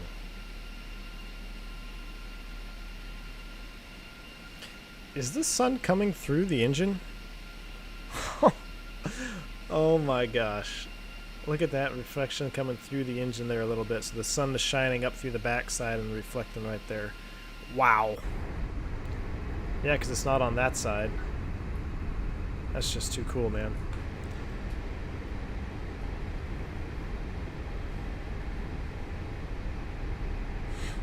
Alright, there's 10,000 feet. We're below 250. Wing lights are coming on. Alright, let's extend the line. What's our... I keep forgetting our numbers. What are we? Cactus 1842. That's right. So we're going to extend a line off of... Oops.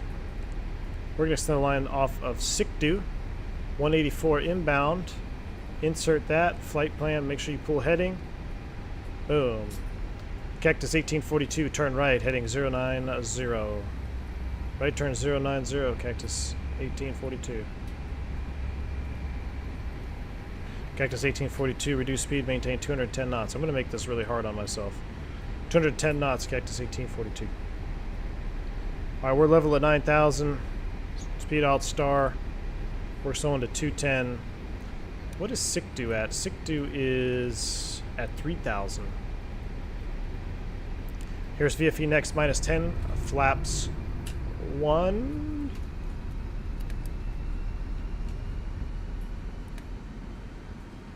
Speed brakes retracting, the reflection off there. Ooh, ooh baby. The wing lights shining on the engine nacelle.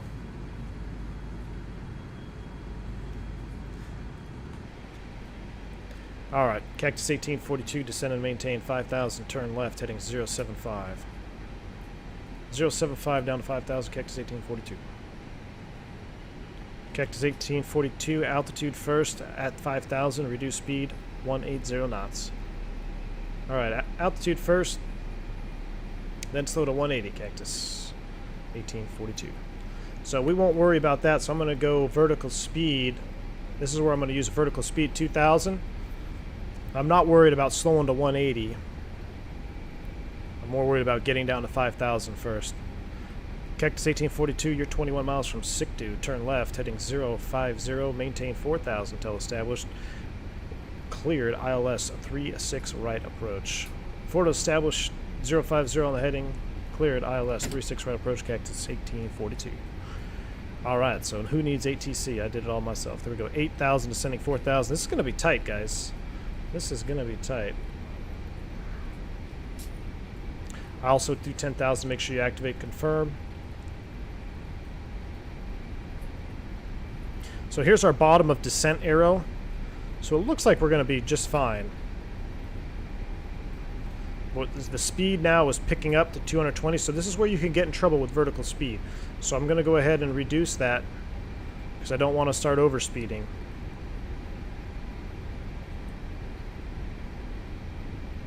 So if you use speed, vertical speed, to descend, there's nothing wrong with it. But you got to be careful that you don't get yourself in a bad situation.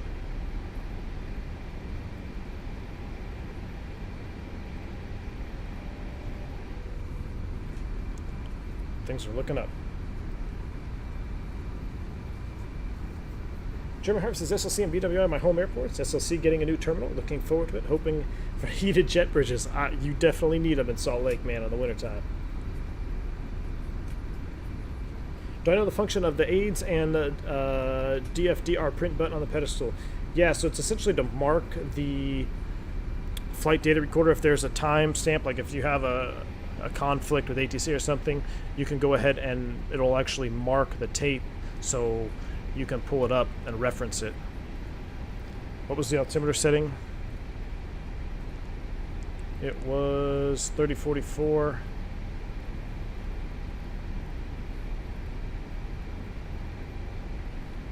Alright, 5 for 4,000 to go. Glide slope blue, lope blue. Everything is looking good. We're coming down.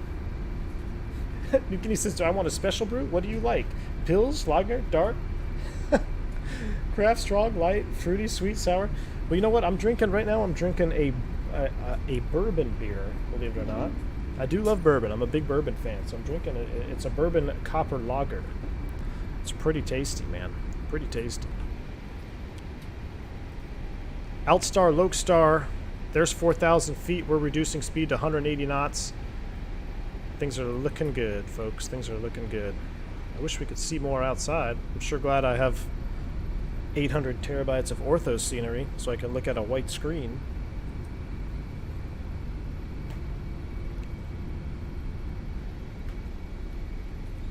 But I can still look at those IAE engines, though. Steve McKenzie, have a great landing. We'll definitely be back. Great stream, V1. See ya. Thank you, Steve. Have a good one, man. Glad to have you here. All right, we'll go ahead and stow the speed brakes. There were VFE minus 10. Let's extend to flaps 2. Right here. Flaps are coming out. There we go. We're breaking through now. Hey, are we flying in icing conditions? No, we're good. All right. I was going to say, I totally screwed that up if we were. 10 miles from Sikdu, level at 4,000, 180 knots, guys. That's our window. Flaps 2, 180 knots, 2,000 feet above touchdown zone. We are ready to capture the glide slope. It's going to be good.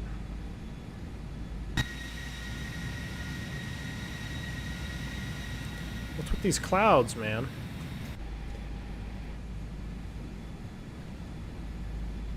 Afflicted Sim, I said, or you said just join the Discord. Looking good. Excellent, man.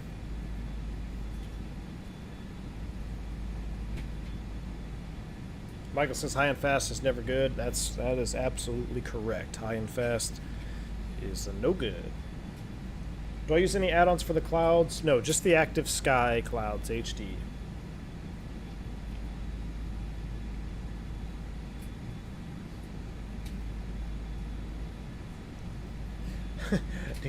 Bourbon? Fancy. I will see to it. They should be able to cook you something up for you. Appreciate it.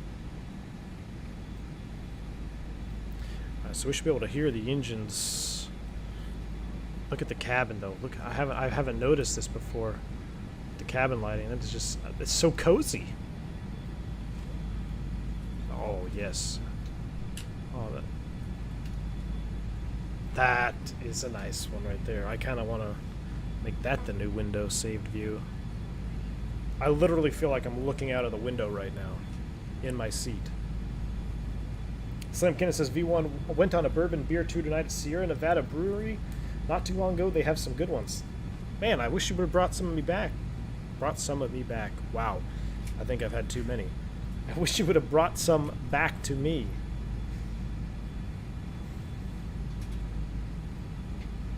Dimitri says it wouldn't matter, Captain. Icing is not modeled on the 320. Oh, Dimitri, why you gotta remind me of this stuff, man? You're killing my vibe here. But hey, I told him. I'm pretty sure I told him about that too. I don't know. Is it really not modeled? Eesh.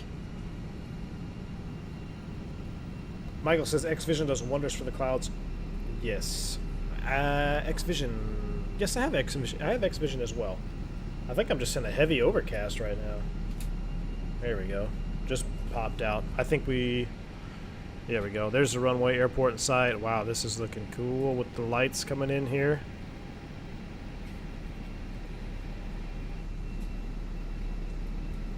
I'm going to just keep that off to the side for a minute and just look at that. So at 2,000 feet, we can go ahead and drop the gear. 2,500. And manage speed.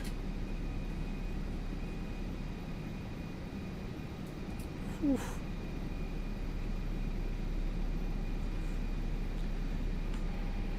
Alright. Let's do some work here, guys. I'm going to leave the autopilot on for a second. I'm going to go manage speed. Gear down. I haven't done this in a while. We don't get to hear it. We get to see it.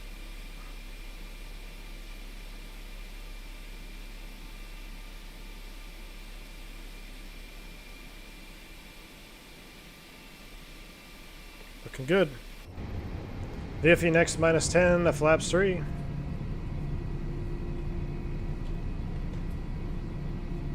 And we should be close enough to flaps full, flaps full.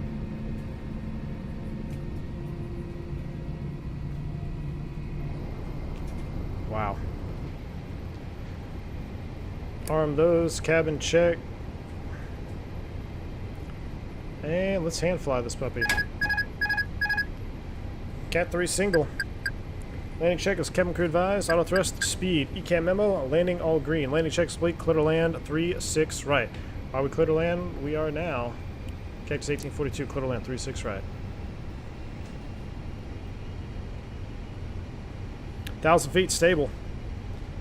Man, our ref is right next to VLS like that. Eesh. Sometimes when I see my VREF, see how it's sitting right on top of the VLS needle, sometimes I'll bump it up just a few knots, 2 or 3 knots, but the winds are pretty, well, 12 knot quartering tailwind. That's excellent. We're not gonna bump it up with a quartering tailwind like that. Dimitri, here comes the bourbon, made me do it. Yes.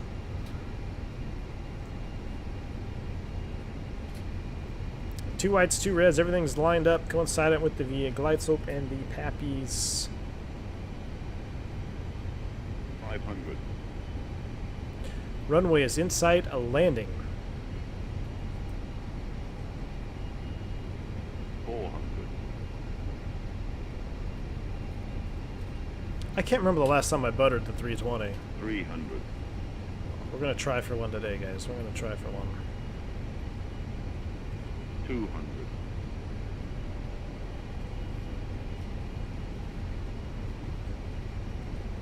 100 above. 100.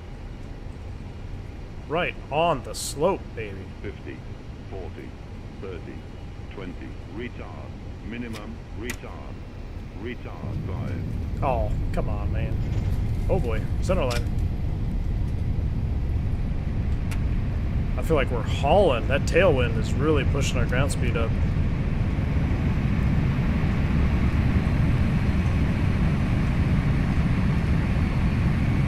$70 knots. Manual brakes. Whew. I think I got lucky on that one. I think I was looking for a butter, but I think I saved an impact for sure. That one could have been hard. We'll go ahead and stow the buckets. We're through 70 knots. Cactus 1842, make the left turn here. Clear across runway, whatever it is. Oh no, we already crossed it. Left turn, taxi the ramp with me. We'll just taxi across these pappy lights there.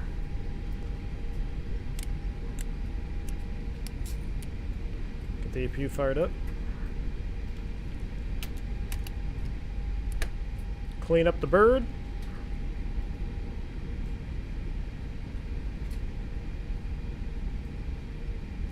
We're gonna go one terminal over.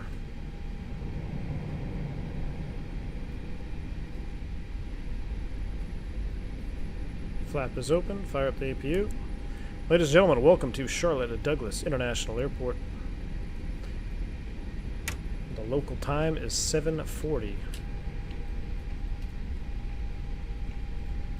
Turn the radar off.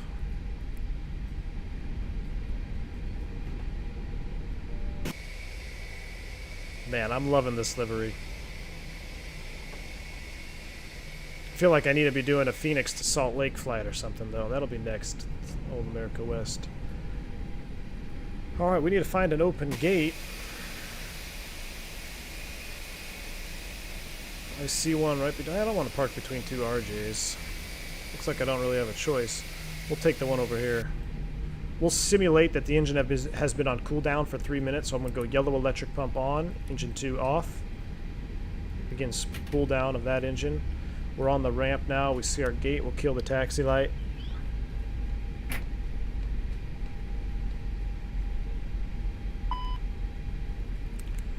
Associated.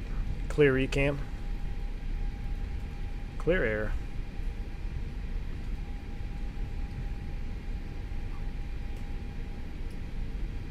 Charlie 8. Speaking of, let's see the tail number. Have I flown that one? Oh, it's backwards.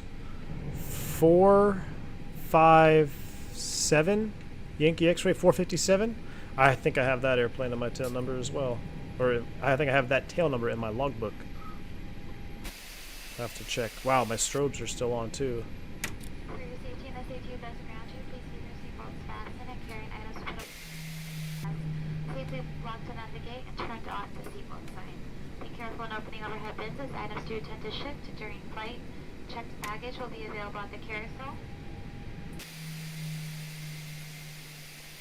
B320 is the second one from the top.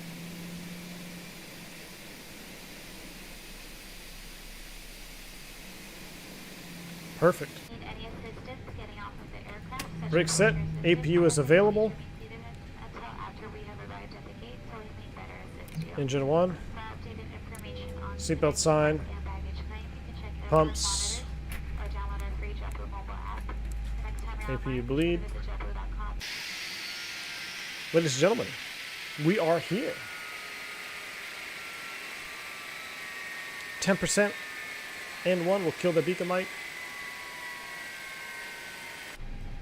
We'd like to be the first to say welcome home. We hope to see you again on a future JetBlue flight very soon. All right. Have a wonderful rest of your day. Thank you, Haley. Let's take a look at that landing. I think we saved one there, guys. Don't know. Right here. Boom.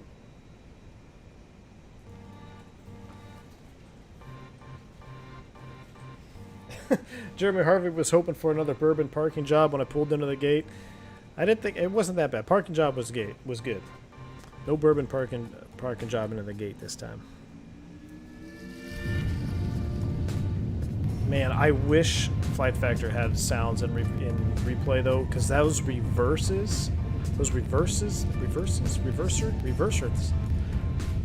sounds. Wow, it's time for me to get off the computer. Those reverser sounds on that landing were fantastic.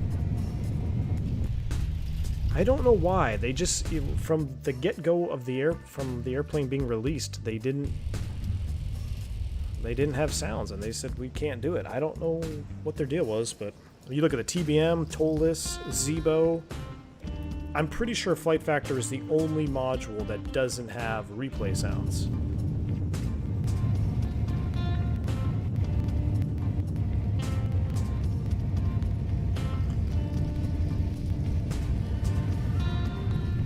I don't know, it looked pretty good to me. We're pretty much right over we're pretty much right on our 50-foot marker, coming over the threshold.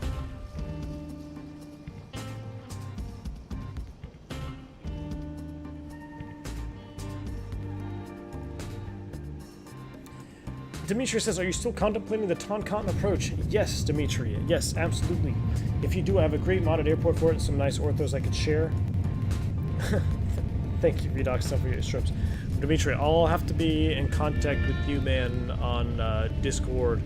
I'm really pushed for space now with all the scenery, so I'm going to be doing some cleanup to see where I can get some more ortho in. But I definitely want to do. I know I said a 5K sub celebration.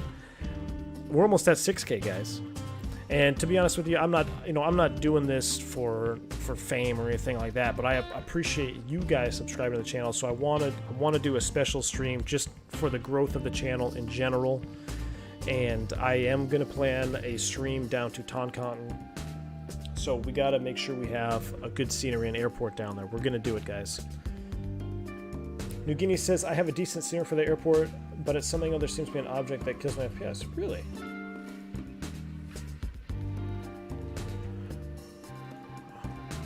That landing wasn't too bad. Let's take a look at the runway here.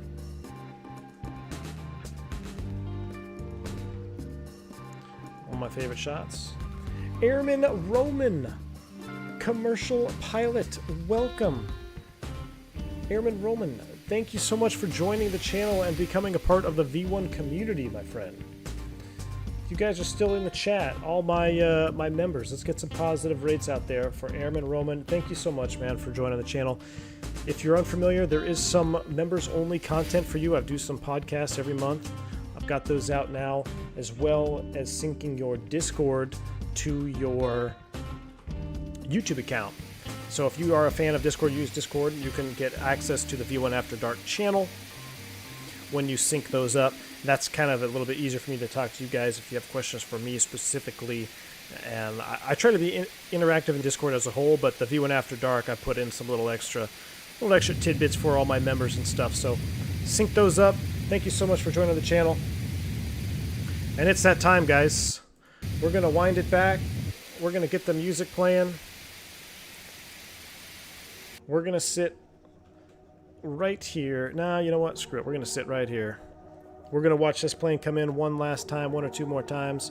All my mods and sponsors in chat, thank you so much for being here. Everyone just hanging out, talking with me during the stream. I really appreciate it. You guys are awesome. It's been a long night for me. I hope you guys have a wonderful weekend and a happy new year 2020 if you haven't seen me already since our last stream. I'll be catching up with you guys very soon here, hopefully over the weekend. We might have a little extra content coming out for you guys. Until then, take care. See ya.